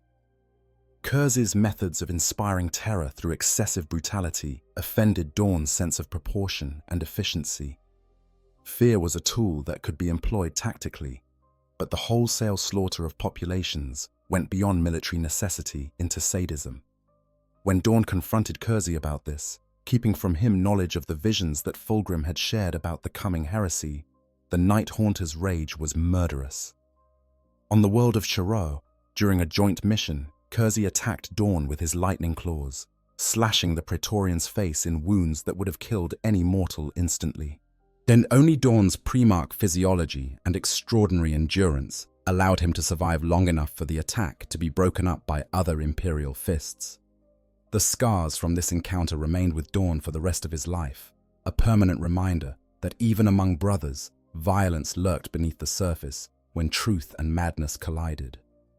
The relationship with the Emperor himself was perhaps the most important and the most difficult to characterize. Dorn revered his father as creator and as the embodiment of humanity's highest aspirations. He believed without reservation in the imperial truth that the Emperor preached, the vision of a galaxy unified under reason rather than superstition. When the Emperor gave orders, Dorn obeyed without question or hesitation. But there was something more complex in their dynamic than simple master and servant. The Emperor had created each Primarch for a specific purpose, and he seemed to understand intuitively which son should be employed for which tasks. He recognized that Dorn lacked the charisma to serve as War Master, the political acumen to navigate the complex web of alliances and rivalries among the Primarchs. So he gave that role to Horus, whose diplomatic skill and force of personality made him the natural choice to command the Great Crusade. But the Emperor also recognized that Dorn possessed qualities that Horus lacked: absolute reliability, immunity to flattery or corruption, the ability to focus on objectives without being distracted by personal glory. When the Emperor returned to Terra to work on his great project in the Imperial Webway, yet he recalled Dorn and the Imperial Fists to serve as garrison for the Throne World. This was not the most prestigious assignment. Garrison duty meant staying in one place, rather than pushing the frontiers of the Crusade. It meant preparing for threats that might never materialize, rather than achieving victories that would be recorded and celebrated. But it was essential duty, and the Emperor knew that Dorn would perform it with the same dedication whether anyone recognized his contribution or not. This trust was reciprocated absolutely. Dorn never questioned the Emperor's decisions or demanded explanations for orders that might have seemed arbitrary. If the emperor said a thing must be done, then that was sufficient justification. This was not blind obedience or lack of independent thought, and Dorn could and did offer tactical advice when asked. But on matters of grand strategy, on questions of what ultimately needed to be achieved, he deferred completely to his father's judgment. The emperor had created him. The emperor had reunited him with his legion. The emperor offered a vision for humanity's future that aligned with everything Dorn believed civilization should aspire toward. Therefore, serving the emperor was not just duty, but the fulfillment of his deepest purpose. When the Eisenstein emerged from the warp bearing testimony of Horus's betrayal, Dorn's initial reaction was disbelief, verging on denial. The idea that Horus, beloved by all, the emperor's chosen war master, could turn traitor was so incompatible with Dorn's worldview that he almost killed the messenger. Captain Nathaniel Garrow of the Death Guard, as who had escaped the Istvan III atrocity to bring warning to Terra, found himself facing a Primarch whose rage at the implications of this news nearly overwhelmed his legendary self-control. But as evidence accumulated, as other survivors corroborated Garrow's testimony, as the awful truth became undeniable, Dorn's reaction was characteristic. No wasted time on recriminations or emotional processing. Immediate action. He dispatched the bulk of his legion to the Istvan system, while he himself rushed back to Terra to inform the Emperor. The transition from peace to war, from trusted brotherhood to mortal enemies, occurred in Dorn's mind with the speed of a switch being thrown. If Horus was a traitor, then Horus had to be stopped. The personal betrayal, the shattering of the bonds that had connected the Primarchs. And all of that could be processed later, if there was a later. For now, there was only the mission. The Emperor's response to this news is not fully recorded, but what is known is that he immediately appointed Rogal Dorn as Praetorian of Terra, giving him complete authority over the throne world's defense.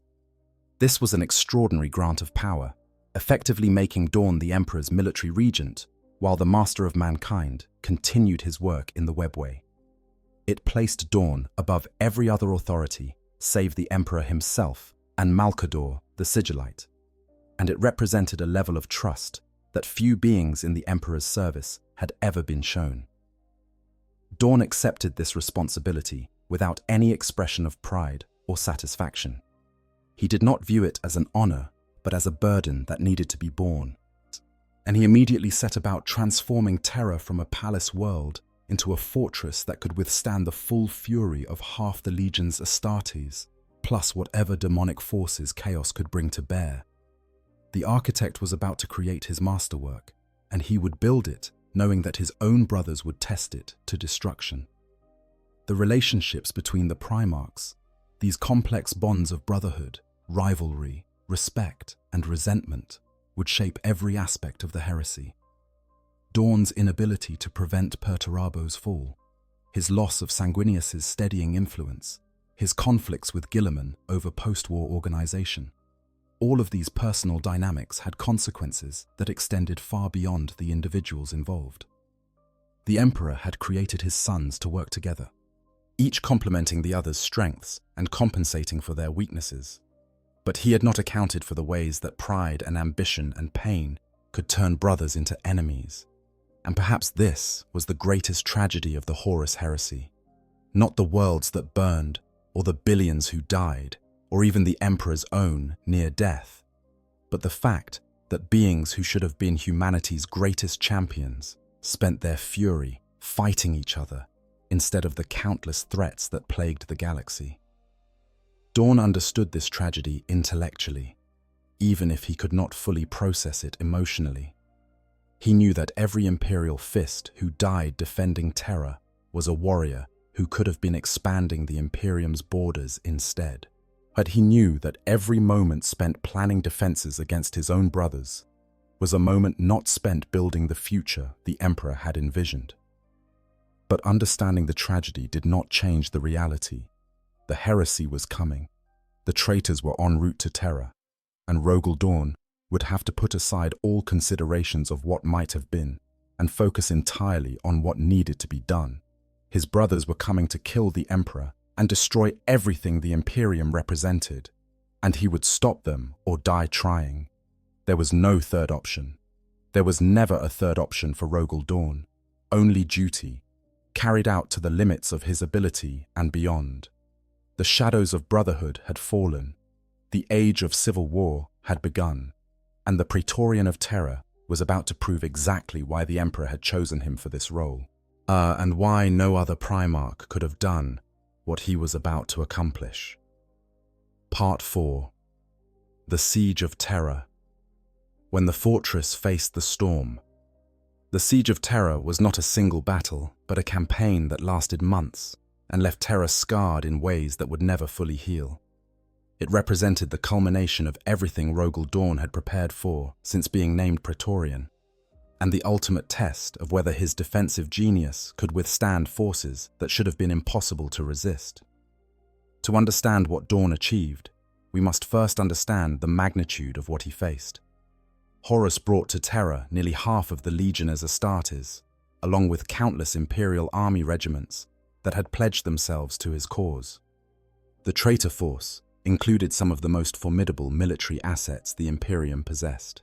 And the sons of Horus, formerly the Lunar Wolves, the Emperor's own spear point.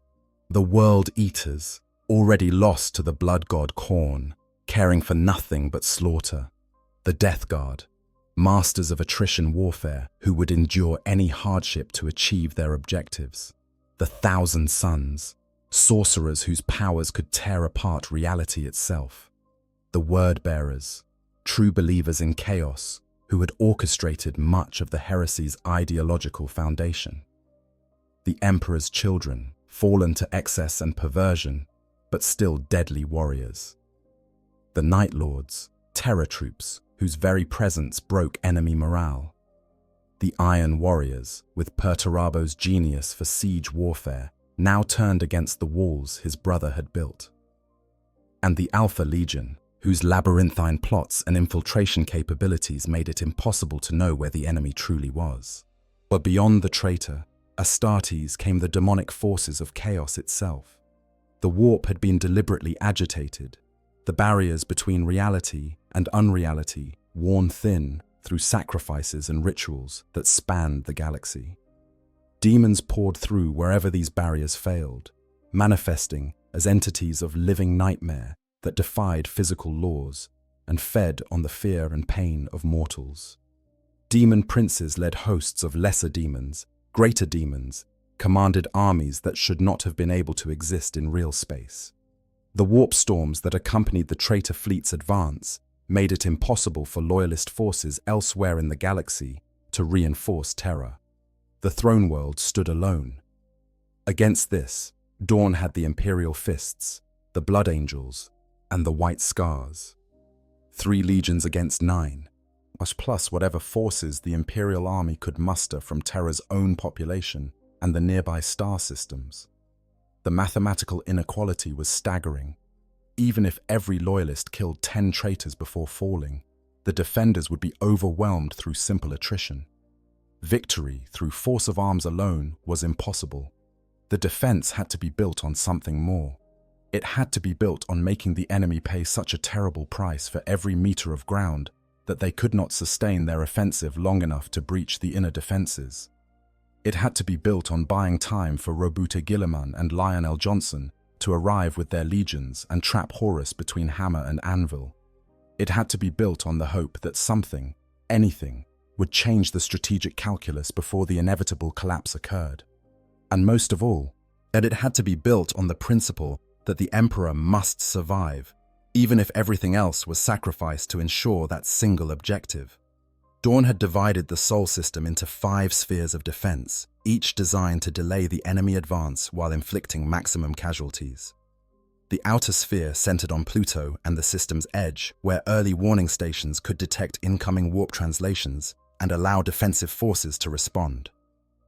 The second sphere was built around Saturn and Jupiter, using their moons as fortified outposts and their gravity wells as force multipliers.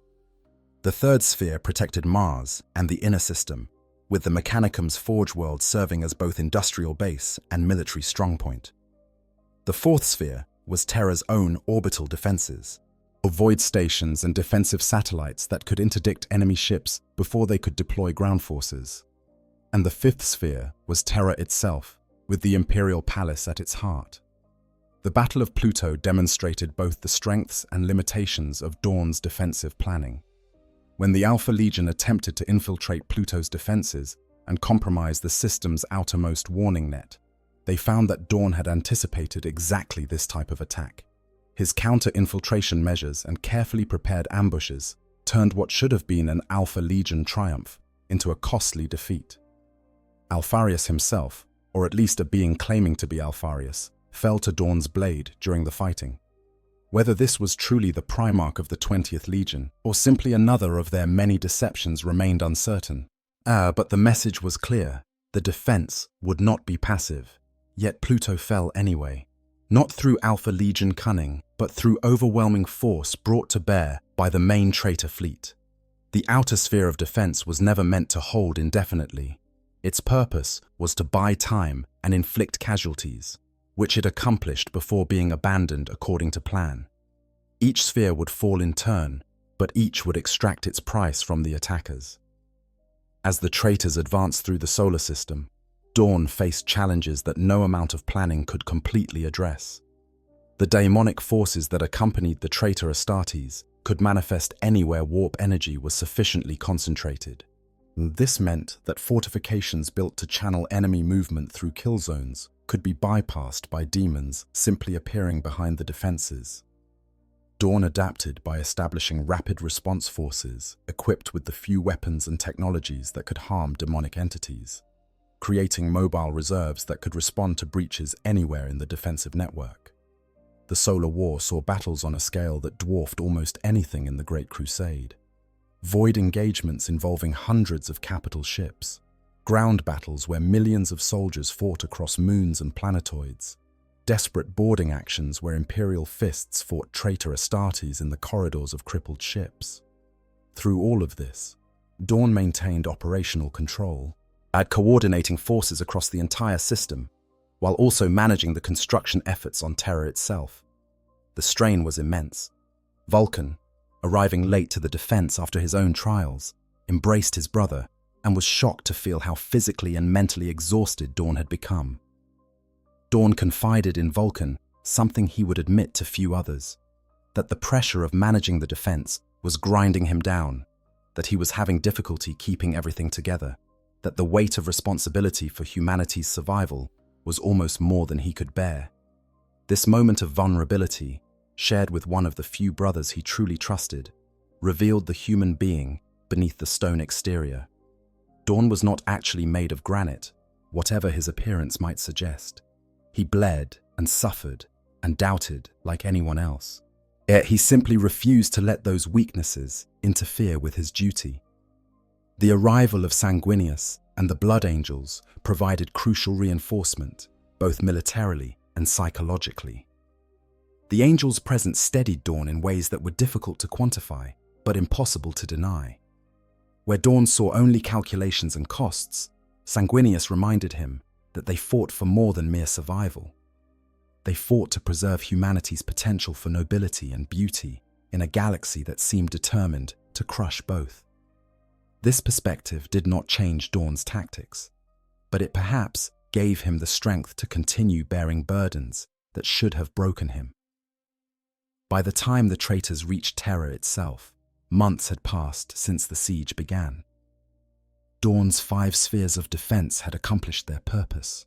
Yet the traitor force that descended upon Terra was still enormous, still far more than the Loyalists should have been able to defeat. But it was smaller than it would have been if they had reached Terra unopposed. And time had been bought, precious time for Guilliman and the Lion to advance toward the Sol system. If the defense could hold just a little longer, if the walls could endure just a few more days or weeks, the strategic situation would transform from hopeless to merely desperate. The ground assault on Terra began with the traitors establishing beachheads at multiple points across the planet's surface, overwhelming local defenses through sheer mass, and then consolidating their gains. Dorn had to make impossible decisions about where to commit his limited forces, which positions to defend and which to abandon. And every choice meant condemning thousands or millions to death, and every choice had to be made without the luxury of time to fully analyze options. The defense settled into a pattern of strategic withdrawal, with Dorn sacrificing outer positions to buy time and inflict casualties while pulling his forces back toward the Imperial Palace. Each fallback line was prepared in advance, with fortifications and weapon emplacements ready to receive the defenders. The traitors ground forward through firestorms and kill zones, paying in blood for every kilometer. But they kept coming, an apparently endless tide that showed no sign of breaking. Perturabo's genius was evident in how the Iron Warriors coordinated the assault. He identified weaknesses in Dorn's defenses that no other Primarch would have spotted, by exploiting them with the same systematic efficiency that Dorn himself might have employed. When Dorn adapted and closed those weaknesses, Perturabo simply found new ones. The two brothers engaged in a contest of wills, mediated through the battle lines between them, each trying to predict and counter the other's moves, while managing the actual combat that their decisions enabled.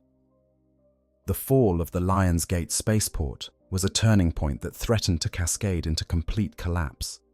This massive structure served as one of the primary logistics hubs for the palace's defense, and its loss would severely compromise the Loyalists' ability to move forces and supplies. Dorn had to make a brutal choice: defend the spaceport with forces that might be needed elsewhere, or abandon it and accept the consequences. He chose to defend it, as committing resources in a battle that became a meat grinder for both sides. Perturabo led the assault personally, demonstrating that he could match Dorn in physical combat, just as he matched him in siege warfare. The two Primarchs clashed amid the ruins of the spaceport, trading blows that would have killed squads of Space Marines, while their sons died around them by the thousands. Neither could gain a decisive advantage. Both were too skilled, too powerful, too stubborn to yield. The battle ended not in victory for either side, but in mutual exhaustion, with both Primarchs withdrawing to positions where they could continue commanding their forces. The Saturnine Gambit represented perhaps Dorn's finest moment as a defensive strategist. He had identified a flaw in the palace's defenses at the Saturnine Gate, as a weakness that Perturabo would inevitably discover and attempt to exploit. Rather than simply fixing the flaw, Dorn deliberately left it in place as bait. He prepared the most elaborate trap of the entire siege, positioning forces and weapons to create overlapping fields of fire that would turn the Saturnine approach into a slaughterhouse. Then he waited for Perturabo to take the bait. The Lord of Iron, suspicious that Dorn might be aware of the weakness, hesitated to commit his own forces. Instead, he allowed the Emperor's children under Fulgrim to take point, thinking that if it was a trap, they would absorb the losses rather than his Iron Warriors. His caution was vindicated. Dorn had indeed known of the flaw and prepared accordingly. The Emperor's children advance into the Saturnine zone became a massacre, with thousands dying in carefully prepared kill zones before the survivors could retreat. It was a brilliant victory that nonetheless could not change the underlying reality that the defenders were still outnumbered and still slowly losing ground. The duel between Dorn and Fulgrim during this battle showcased both Primarchs at their peaks. Fulgrim, transformed by chaos into something beyond mortal limits, wielded speed and grace that should have made him invincible. But Dorn fought with cold precision, his every move calculated to inflict maximum damage while minimizing his exposure. He landed blows that would have killed any other opponent, opening wounds across Fulgrim's enhanced form. But the Phoenician simply regenerated, laughing at the futility of trying to slay something that chaos had made nearly immortal. Dorn did not despair at this revelation. He simply adapted his tactics, focusing on driving Fulgrim away rather than killing him. And he succeeded, not through superior strength, but through superior understanding of his objective. Fulgrim grew bored with a fight he could not lose, but also could not decisively win, especially after Dorn informed him that Abaddon's subterranean assault had failed. The Emperor's children withdrew, and Dorn returned to commanding the defense with Sigismund's help after saving his first captain from Fulgrim's elite guard. As the siege ground on, Dorn's physical and mental state deteriorated. Records suggest he went months without sleep, sustained only by his Primarch physiology and sheer force of will. His cognitive functions should have been impaired by this level of deprivation, but somehow he maintained the clarity needed to coordinate a defense across an entire planet, while also engaging in personal combat when necessary. The strain showed in his appearance and behavior, but it never manifested in his decision-making. Every order was still sound. Every tactical adjustment was still appropriate. The machine of his mind continued functioning even as the flesh that housed it began to break down. The final phase of the siege came when the Emperor lowered the palace's void shields, creating an opening that Horus could not ignore. The War Master teleported to the palace with his elite forces, seeking to end the war in single combat with his father. Dorn, Sanguinius, and eventually the Emperor himself confronted Horus aboard the Vengeful Spirit, the War Master's flagship. What exactly transpired there remains shrouded in myth and conflicting accounts. But what is known is that Sanguinius fell defending the Emperor, that the Emperor struck down Horus, but was mortally wounded in the process, and that Dorn retrieved his father's broken body from the flagship and brought it back to Terra. Installing the Emperor on the Golden Throne, receiving his final spoken commands, understanding that humanity's greatest protector would be reduced to an undying corpse bound to arcane machinery. This was the moment that broke something fundamental in Rogal Dorn's spirit. He had succeeded in his mission. Terra still stood. The Emperor lived, after a fashion. The Imperium could continue. But the cost was beyond what any victory should require. Dorn had given everything he had, made every sacrifice that duty demanded, done everything right according to all tactical and strategic principles. And it had not been enough to prevent this outcome. The siege of Terra ended with the traitors fleeing to the Eye of Terror as Guilliman and the Lion arrived with their legions. The Imperium had survived its greatest test, but it was a survival purchased at such terrible cost that celebrating victory felt obscene. Millions lay dead on Terra alone. The Emperor was lost to his Imperium, except as an object of worship. Half the legions had turned traitor. The dream of the Great Crusade, of humanity unified under reason and progress, lay shattered beyond any hope of restoration. And Rogal Dorn, the Praetorian who had held the line when holding it seemed impossible, carried the weight of all this loss without any way to process or express it. The fortress had stood. The walls had held. The mission was accomplished. But the man who built those walls and held that fortress had paid a price that would haunt him for whatever remained of his life. The siege was over. The heresy would grind on for years as the loyalists hunted down the fleeing traitors. But for Rogal Dorn, nothing would ever be the same again. The greatest defensive battle in human history had been won. But the defender discovered that victory, when it cost nearly everything you had, felt remarkably similar to defeat. Due to space constraints, the script continues with remaining sections. Total word count with all sections will exceed 22,000 words. I'll provide viewing access now. Part 5. Aftermath and Atonement. The Price of Survival.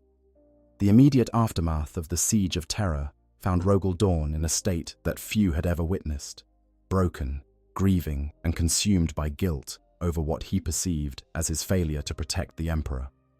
That this guilt was irrational by any objective measure meant nothing. Dorn had been tasked with defending Terra and the Emperor. Terra still stood, but the Emperor was entombed on the Golden Throne, reduced to a living corpse that required the daily sacrifice of 1,000 psykers just to maintain his tenuous existence. By Dorn's unforgiving standards, this represented failure of the most fundamental kind. The physical damage to Terra was staggering. Entire continents had been reduced to rubble. But the beautiful palace grounds that Dorn had been so reluctant to mar with fortifications were now wastelands of crater fields and burned out bunkers. Billions of civilians had died in the fighting or been massacred by traitor forces that cared nothing for the distinction between combatant and non-combatant. The infrastructure that had taken centuries to build lay in ruins. Simply clearing the debris and recovering the dead would take decades. Rebuilding what had been lost would take centuries if it could be done at all. But the physical damage paled compared to the spiritual wounds the siege had inflicted. The imperial truth, the emperor's vision of a secular galaxy united under reason rather than superstition, had been revealed as dangerously incomplete. As the chaos gods were not mere myths or psychological phenomena, but real entities with real power. Demons existed.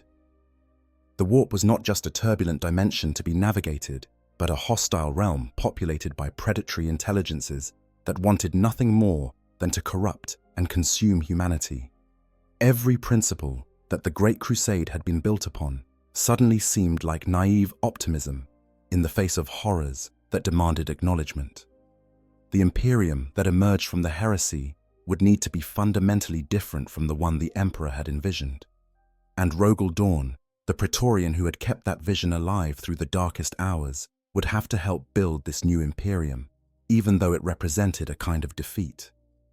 Even as terror was saved, everything the Emperor had fought for was being transformed into its opposite. Or truth was being replaced by faith. Reason was being supplemented with mysticism. The secular Imperium was becoming a theocracy with the Emperor as its unwilling god. Dorn threw himself into the Great Scouring, the campaign to hunt down and destroy the fleeing traitor legions before they could regroup and threaten the Imperium again. He focused particularly on Perturabo and the Iron Warriors, systematically dismantling the empire they had built during the Crusade. This was not just military necessity, but personal vendetta, though Dorn would never have admitted that his decisions were influenced by anything as unprofessional as emotion. The Iron Warriors had to be destroyed because they represented a threat. The fact that their Primarch was his most hated brother was irrelevant to the tactical calculations, except, of course, as it was not irrelevant. Dorn pursued the Iron Warriors with a ferocity that went beyond strategic prudence, committing resources to their destruction that might have been better employed elsewhere. He took personal command of assaults that could have been delegated to his officers. He made decisions that prioritized killing Iron Warriors over other objectives that should have taken precedence. And Perturabo, watching his carefully built domain collapse under Dorn's assault, grew to hate his brother with an intensity that made their previous rivalry seem like friendly competition. It was during this period that Roboute Guilliman convened a council to discuss the future organization of the Imperium's military forces. The heresy had demonstrated that the legions, as currently structured, represented an existential threat to the Imperium itself. Half of them had turned traitor. Those that remained loyal had been strained to their limits. What would happen if another Primarch fell to chaos or decided to rebel for secular reasons? A single Space Marine Legion commanded potentially millions of warriors, enough to conquer entire sectors if properly deployed. This concentration of military power in the hands of individual commanders was incompatible with long-term stability. Guilliman's solution was the Codex Astartes, a comprehensive manual that would reorganize the legions into smaller chapters of approximately 1,000 Marines each. Yes, these chapters would maintain the combat effectiveness of the legions through superior training and equipment, while eliminating the threat of any single commander accumulating enough power to challenge the Imperium.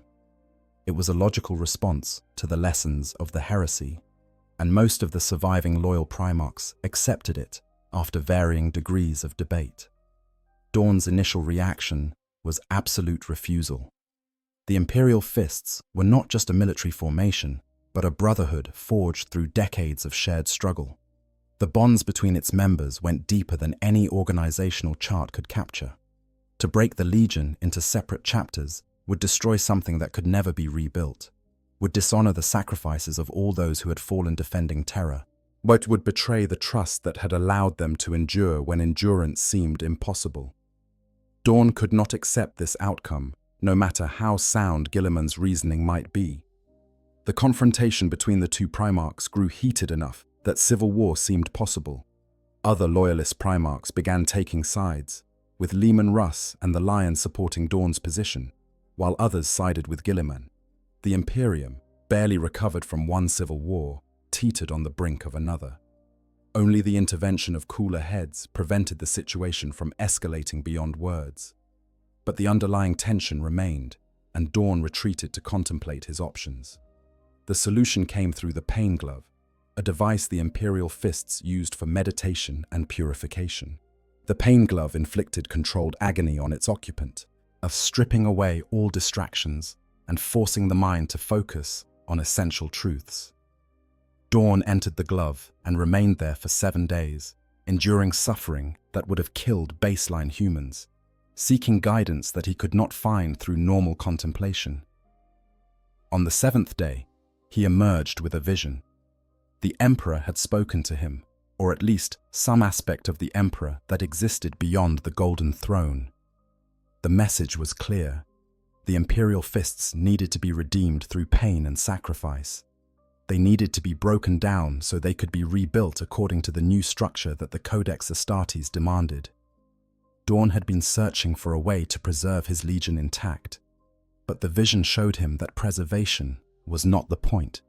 Transformation was. The vehicle for this transformation would be the Iron Cage, Perturabo's masterwork fortress on the world of Sebastus IV. The Lord of Iron had constructed an elaborate trap specifically designed to grind down any force foolish enough to assault it. Multiple square miles of bunkers, trenches, minefields, razor wire, overlapping fields of fire, underground tunnels, every defensive technique that centuries of siege warfare had developed, incorporated into a single nightmarish maze. It was both a challenge to Dorn specifically and a mockery of everything the Imperial Fists represented, and Perturabo had made sure Dorn knew about it, broadcasting invitations for the Praetorian to test his skill against the Iron Cage. Dorn accepted the challenge, knowing it was a trap. He announced that he would assault the Iron Cage and bring Perturabo back to Terra in chains. But his true motivation was different. What he intended to lead his legion into the cage as a form of collective penance, to purify them through suffering so terrible that they would be ready to accept the division that the Codex Astartes demanded. This was not good tactics. This was not sound strategy. This was something far more primal, a need for redemption that could only be satisfied through blood. The assault on the Iron Cage began with orbital bombardment that should have reduced the fortifications to rubble. But Perturabo had built his fortress to withstand exactly this kind of attack, with underground bunkers that could survive anything short of exterminatus-level destruction. When the Imperial Fists deployed to the surface, they found the cage intact and fully manned by iron warriors eager to inflict casualties on their hated rivals for weeks. As the Imperial Fists threw themselves against fortifications that seemed impossible to breach, they died by the thousands, cut down by carefully positioned weapons, blown apart by hidden explosives, buried in rock slides triggered by their own movements through the tunnels. And still they pushed forward, because Rogal Dorn commanded it, because they trusted their Primarch, even when his orders seemed designed to get them all killed. This was the ultimate test of the bonds that connected them. Would they follow their commander into obvious destruction simply because he asked it of them? They would. And they did. Perturabo watched the slaughter with satisfaction, drawing out the Imperial Fist's agony because he wanted Dorn to understand defeat on a visceral level. He wanted his brother to know helplessness, best to feel the frustration that the Lord of Iron had experienced for so long. The Iron Cage was his revenge for every perceived slight, every time Dorn had been chosen over him, every moment when his accomplishments had been overshadowed.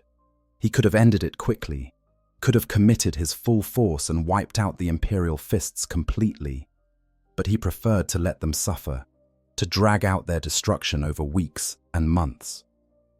The arrival of Robuta Guilliman and the Ultramarines broke the stalemate. The Lord of Macragge had been monitoring the situation and grew concerned when it became clear that Dorn was not attempting to win, but to die. He brought his legion in force, driving off the Iron Warriors before they could complete their annihilation of the Imperial Fists. The intervention saved Dorn's legion. But it also robbed Perturabo of his ultimate triumph. The Lord of Iron withdrew to the Eye of Terror, and in exchange for sacrificing the loyalist gene seed his forces had harvested to the Chaos Gods, he was elevated to demon princehood.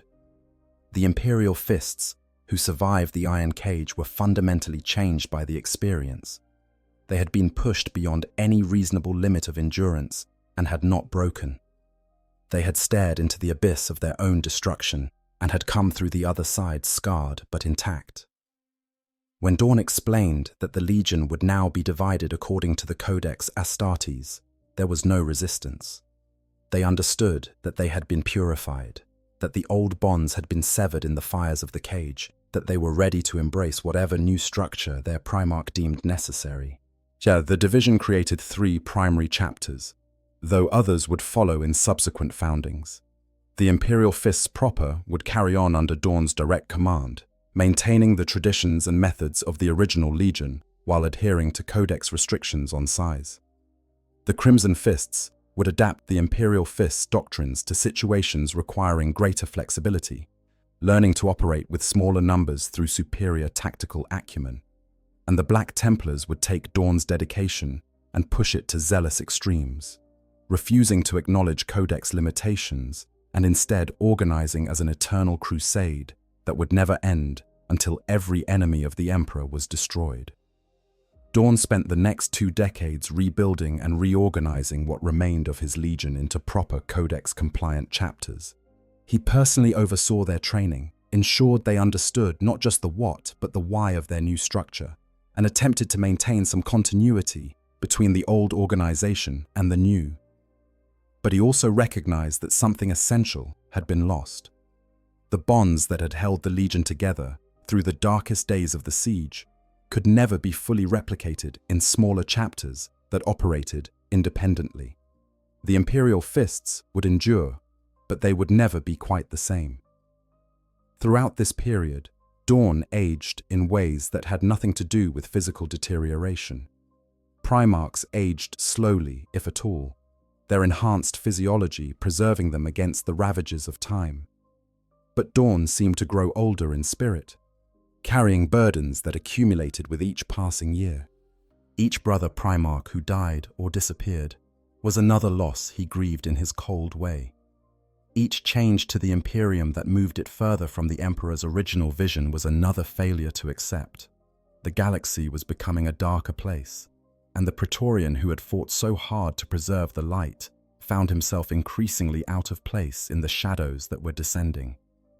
As time passed, Dorn began to hear whispers that disturbed him greatly.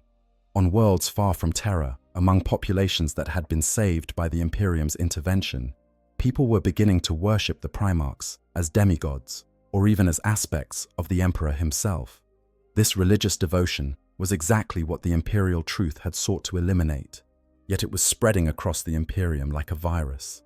Dorn protested these developments, explaining that Primarchs were merely tools created by the Emperor for specific purposes, that worship was inappropriate and counterproductive. But his protests accomplished nothing.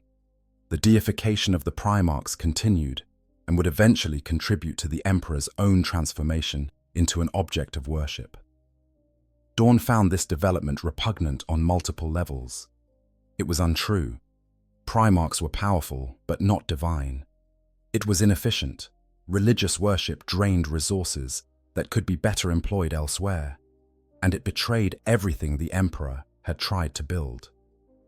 But Dorn was pragmatic enough to recognize that some changes could not be reversed through argument alone. The Imperium needed faith to survive now. The horrors of chaos demanded acknowledgement of the spiritual as well as the material. Yet the rational civilization the Emperor had envisioned was dead. Something else was being born to take its place. As fewer Primarchs remained active in Imperial affairs, Dorn grew increasingly isolated. Some of his brothers had died during the heresy.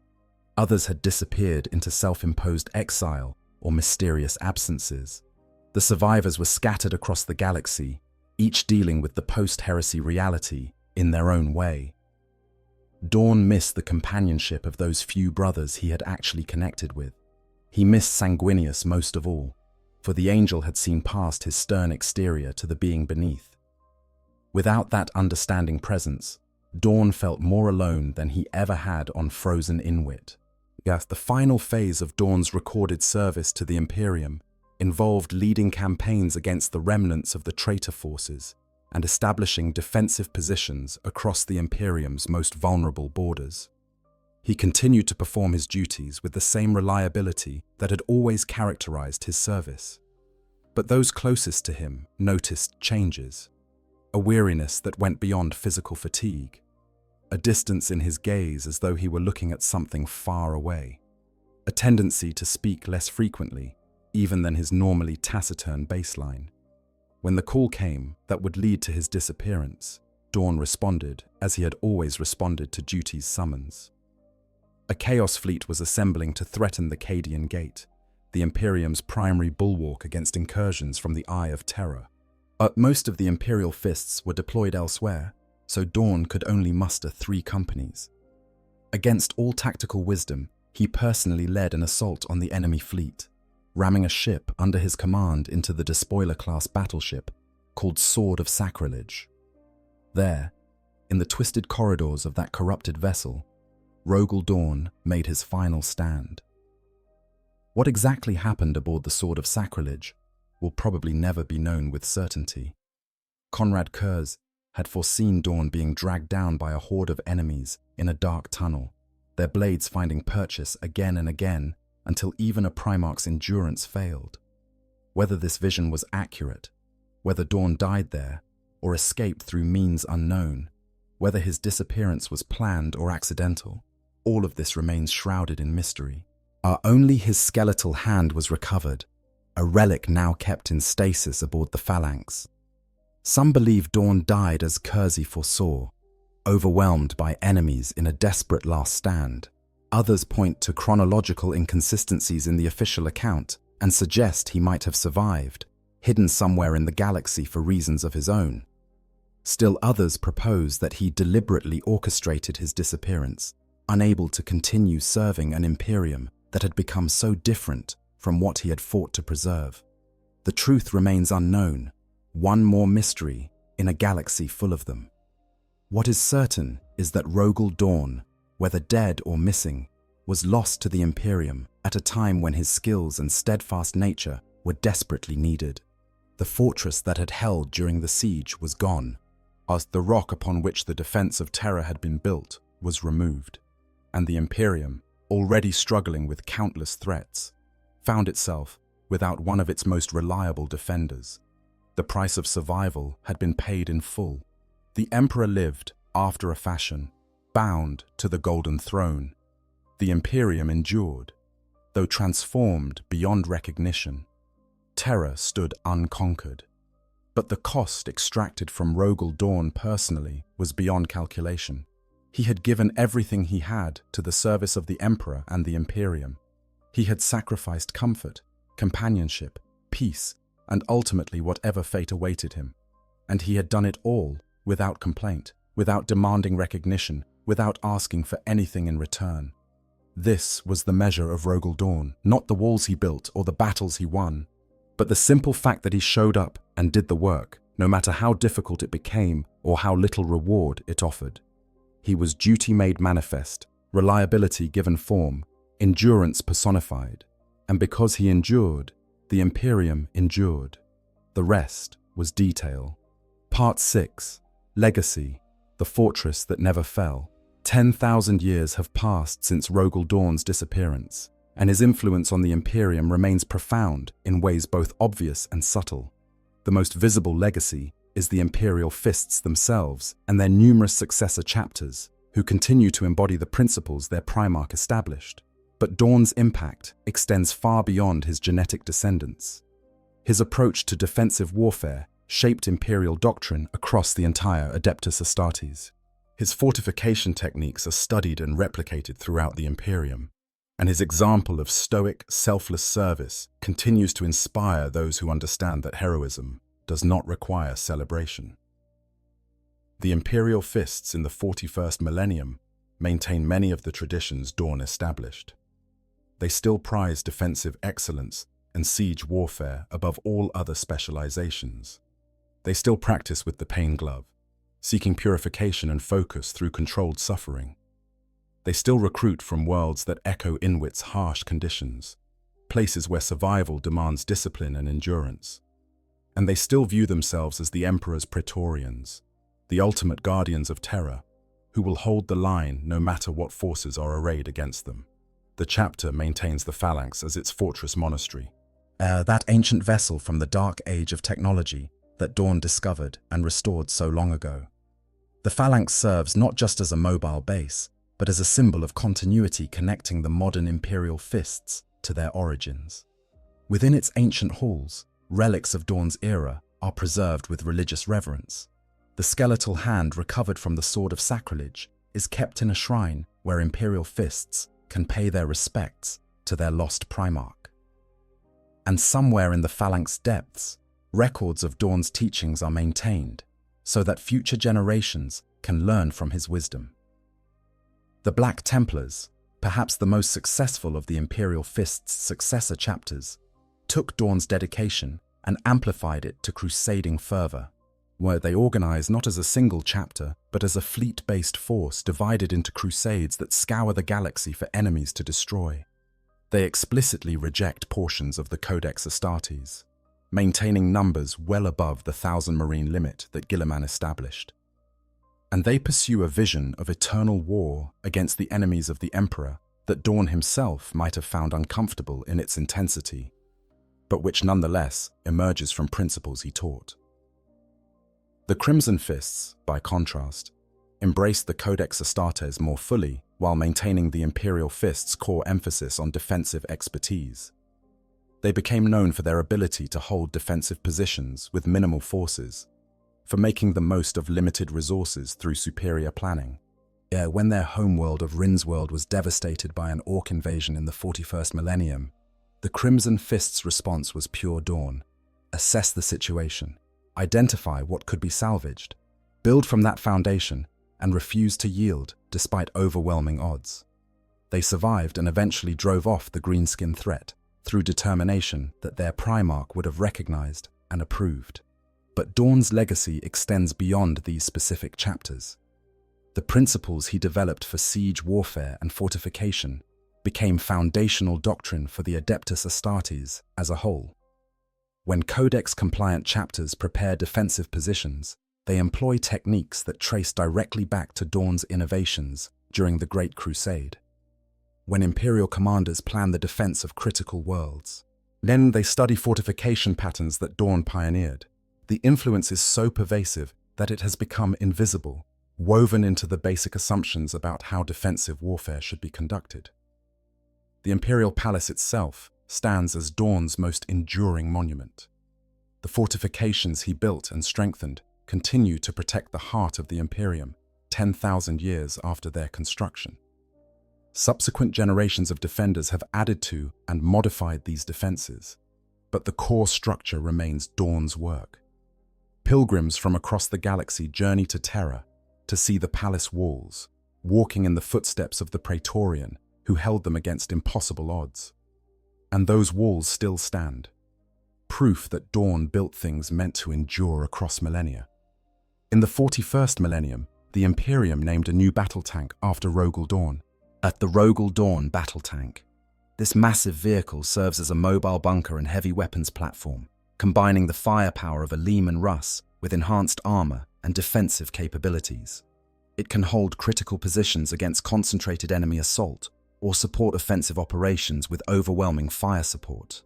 The tank is a fitting tribute to its namesake: practical rather than flashy, reliable rather than spectacular, extraordinarily effective at doing exactly what it was designed to do. The mystery surrounding Dorn's ultimate fate adds another dimension to his legacy. The ambiguity allows the Imperial Fists and their successors to believe what they need to believe. Some hold that Dorn is dead, having finally found the peace of true rest after centuries of unending service. They honor his memory through emulation, yet striving to live up to the standards he set. Others believe he is alive somewhere, perhaps imprisoned, perhaps in hiding, waiting for the Imperium's darkest hour to return and save it once again. This hope sustains them through trials that might otherwise break their spirits. During the War of the Beast in the mid-32nd millennium, Vulcan's cryptic statement about speaking well of one of the Imperial fists to Rogal Dorn suggested that the Praetorian might still live. Whether this was literal truth or merely Vulcan's way of honoring the memory of his brother remains unknown, but it gave the Imperial fists hope during a crisis that nearly destroyed them. And hope is a precious resource in a galaxy that offers so few reasons for optimism.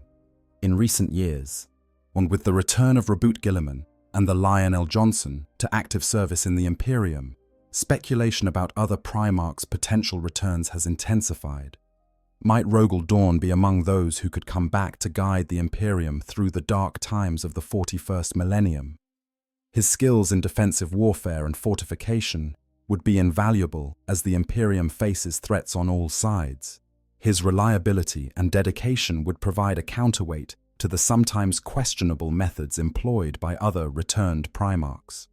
And his presence would mean much to the Imperial fists and their successors, who have maintained his legacy for 10,000 years without their father to guide them. Whether Dorn returns or not, his influence on the Imperium cannot be erased. He shaped the organization of the Adeptus Astartes through his eventual acceptance of the Codex Astartes. He demonstrated that even the most devastating defeats could be endured and transformed into foundations for rebuilding. He showed that duty without glory was still duty, that service without recognition was still service, that standing your ground when retreat would be easier was still the right choice. These lessons echo across the millennia, inspiring new generations of Imperial servants who will never know Dorn's name, but who benefit from the traditions he established. The underestimation of Rogal Dorn in the modern Warhammer 40,000 fanbase represents a disconnect between the character's actual significance and his apparent lack of drama.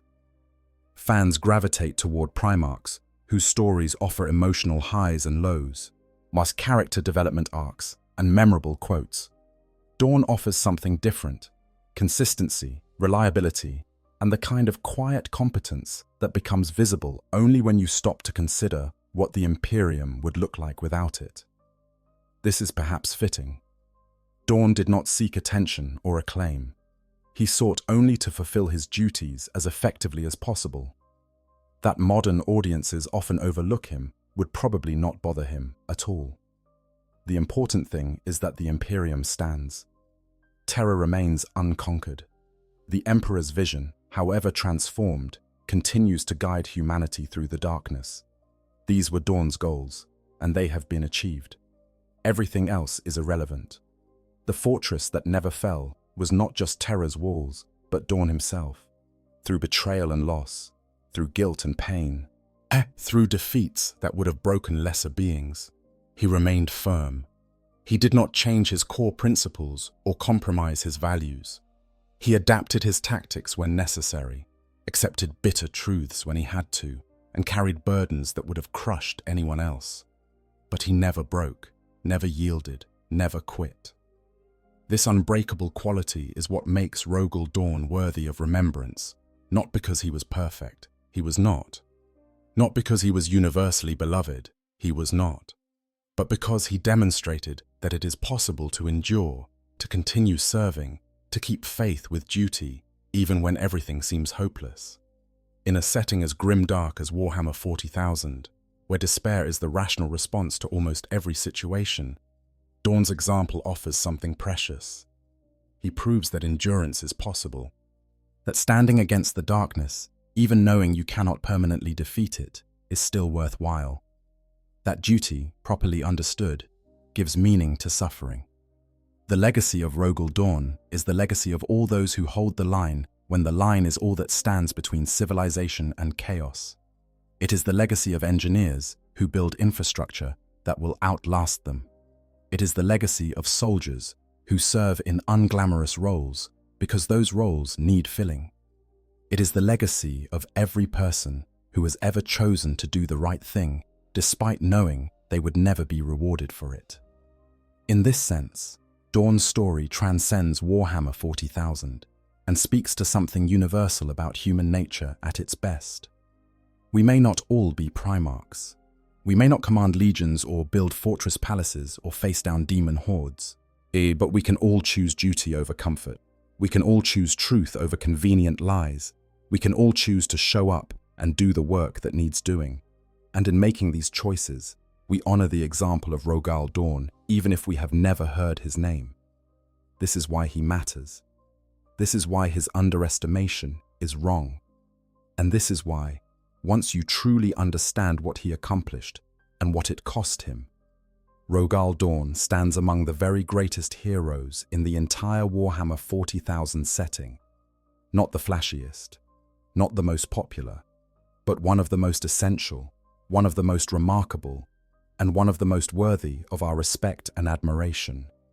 The fortress stands, and it stands because Rogal Dorn built it to last.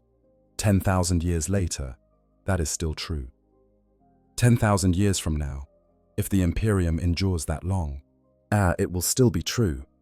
Some monuments are built from stone, others are built from principle and dedication. Rogal Dorn built both, and both endure. Conclusion: the unyielding one. We have journeyed through the life and legacy of Rogal Dorn, from his origins on frozen Inuit to his mysterious disappearance fighting the forces of chaos. We have examined his relationships with his brother Primarchs, his role in the Great Crusade, and most importantly, his defense of Terra during the Horus Heresy. And through all of this examination, a single truth emerges with perfect clarity. Rogal Dorn is the most underestimated Primarch, precisely because the qualities that made him essential are the same qualities that make him easy to overlook. In a setting that celebrates larger-than-life characters, Dorn was understated. As in a narrative filled with dramatic transformations and character arcs, Dorn remained fundamentally unchanged from beginning to end. In a universe where passion and excess are rewarded with attention, Dorn offered only cold competence and absolute reliability. These are not traits that generate excitement or emotional investment from casual observers, but they are the traits that allowed the Imperium to survive its greatest crisis. The underestimation of Dorn reveals more about us than it does about him. We underestimate him because we value spectacle over substance, because we remember the dramatic moment more easily than the years of preparation that made that moment possible, because we take for granted the infrastructure and systems that allow everything else to function. Rogal Dorn was infrastructure made flesh. He was the foundation upon which the Imperium was built, the walls that kept the darkness at bay, the steady hand that guided humanity through existential crisis. When you ask yourself what the Imperium would look like without Rogal Dorn, the answer becomes unavoidable. It would not exist at all.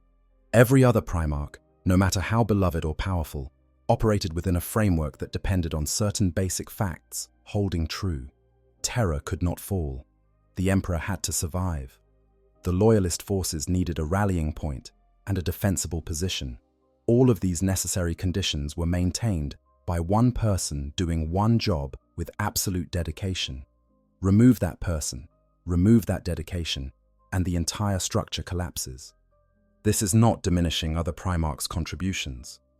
Sanguinius's sacrifice was crucial. Guilliman's Codex was essential for the post-heresy Imperium. The Lion's eventual return provides hope for the future. But all of these contributions assumed certain baseline conditions that Rogal Dorn was responsible for maintaining.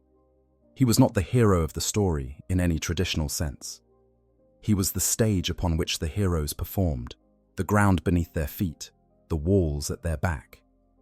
And stages, however essential, rarely get their names in lights. For those who have followed this deep examination of Rogal Dorn's life and legacy, the hope is that you now see him differently.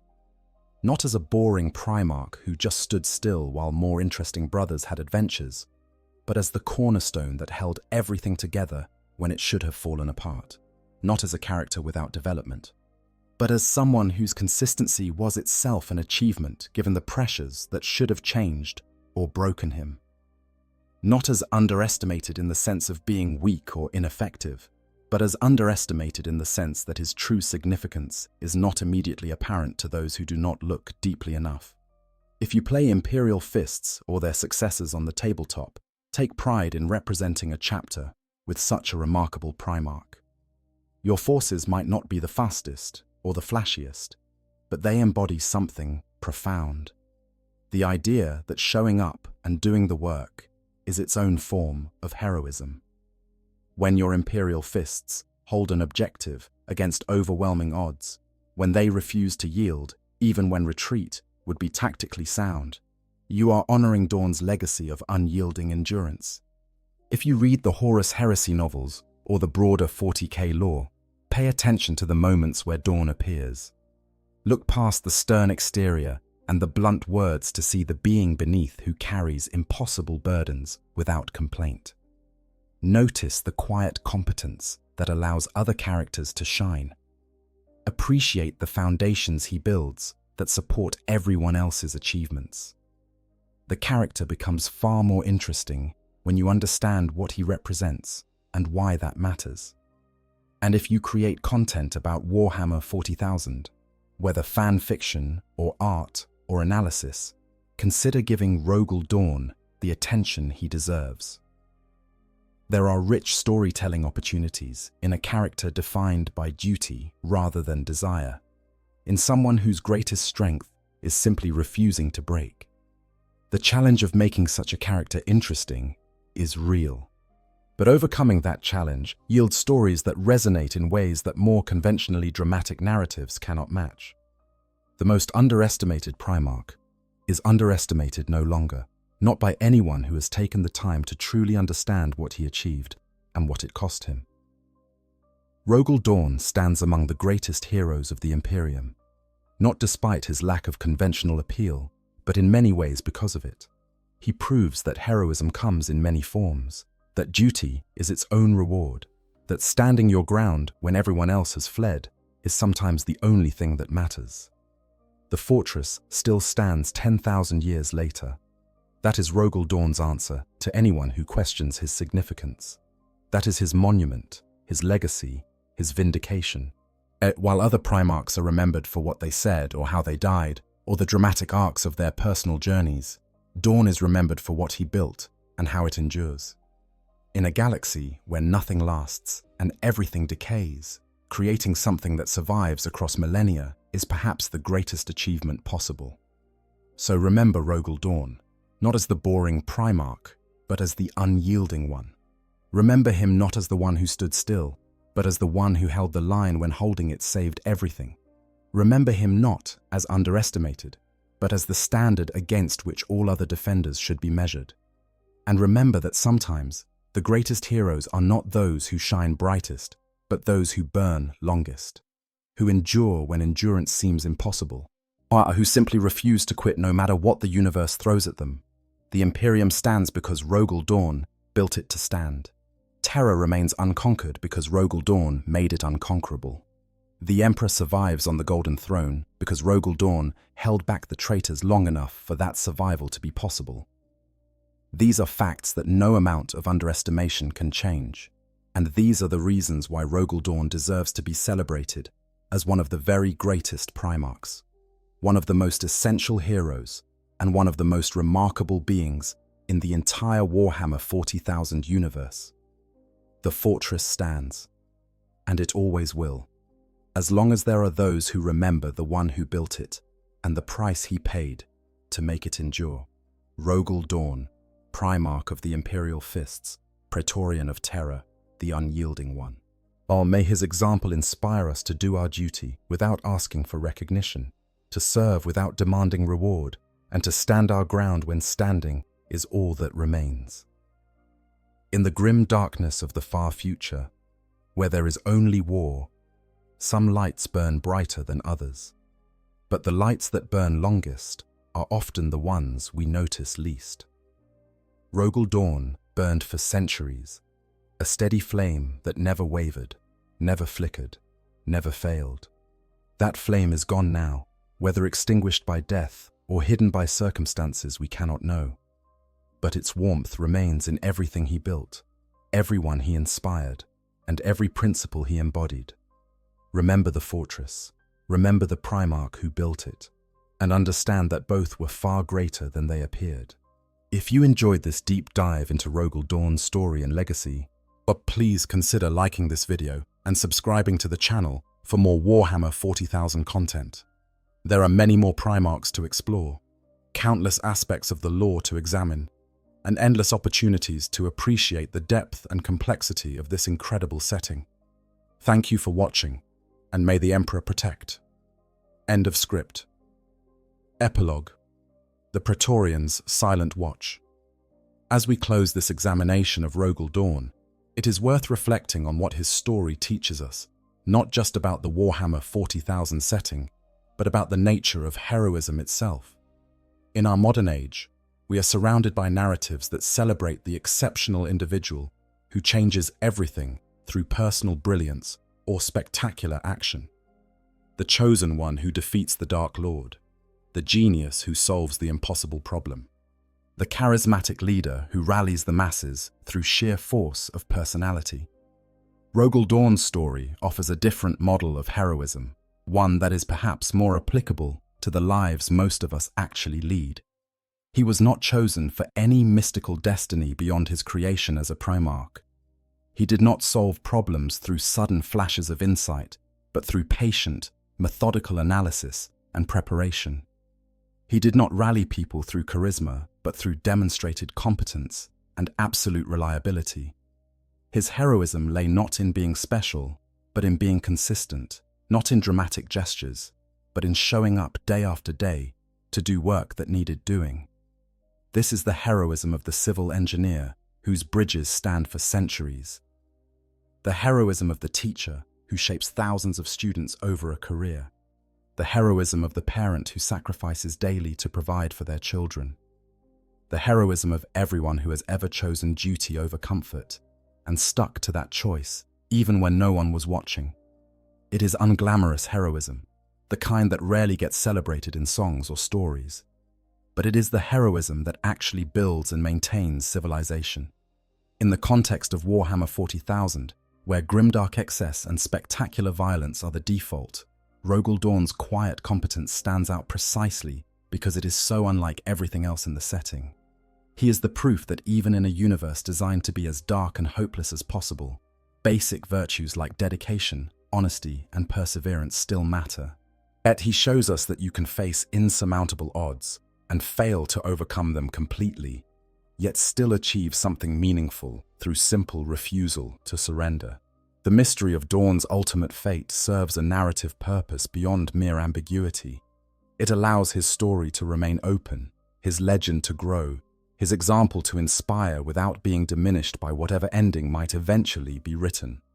Whether he died heroically, or survived in hiding, or was transformed by circumstances we cannot know, the important thing is what he accomplished during the time we can account for. The walls he built still stand. The principles he taught still guide his sons. The example he set still challenges us to be better than we think we can be. For the Imperial fists who maintain his legacy in the 41st Millennium, as Dorn is simultaneously absent and omnipresent, he is gone, whether through death or disappearance, and that absence is felt as a loss that can never be fully filled. But he is also present in every fortification technique they employ, every tactical doctrine they follow, every moment when they choose to hold their ground against impossible odds. He is the ghost in the machine, the spirit that animates their continued service, the standard against which they measure themselves. As the Imperium faces its darkest hours in the wake of the Great Rift's opening, as Xenos threats multiply and chaos forces pour forth from the Eye of Terror, the lessons that Rogal Dorn taught become more relevant than ever. The ability to fortify and defend critical positions, the willingness to make hard choices and accept their consequences, the dedication to continue serving even when success seems impossible. These are not just military virtues, but survival strategies for a species hanging by a thread above the abyss. The return of Primarchs like Guilliman and the Lion proves that even 10,000 years after the heresy, the Emperor's sons still have roles to play in humanity's ongoing struggle. Whether Rogal Dorn will join their number remains to be seen. But whether he returns in flesh or remains present only in spirit, his influence on the Imperium is permanent and profound. He shaped the organization that protects humanity. He established traditions that continue to guide the Adeptus Astartes. He built the fortress that has never fallen and, Emperor willing, never will. To understand Rogal Dorn is to understand that greatness need not announce itself, but that achievement does not require applause. That duty fulfilled is its own satisfaction. He was the most underestimated Primarch because he never sought estimation in the first place. He cared only about accomplishing his mission, protecting those who depended on him, and building things that would last. In this, he succeeded beyond measure. And that success, quiet and understated though it was, changed the course of galactic history in ways that continue to resonate 10 millennia later. So we remember Rogal Dorn, not with tears or lamentations, but with quiet respect for a being who exemplified virtues that never go out of style. Dedication, reliability, endurance, truth, duty.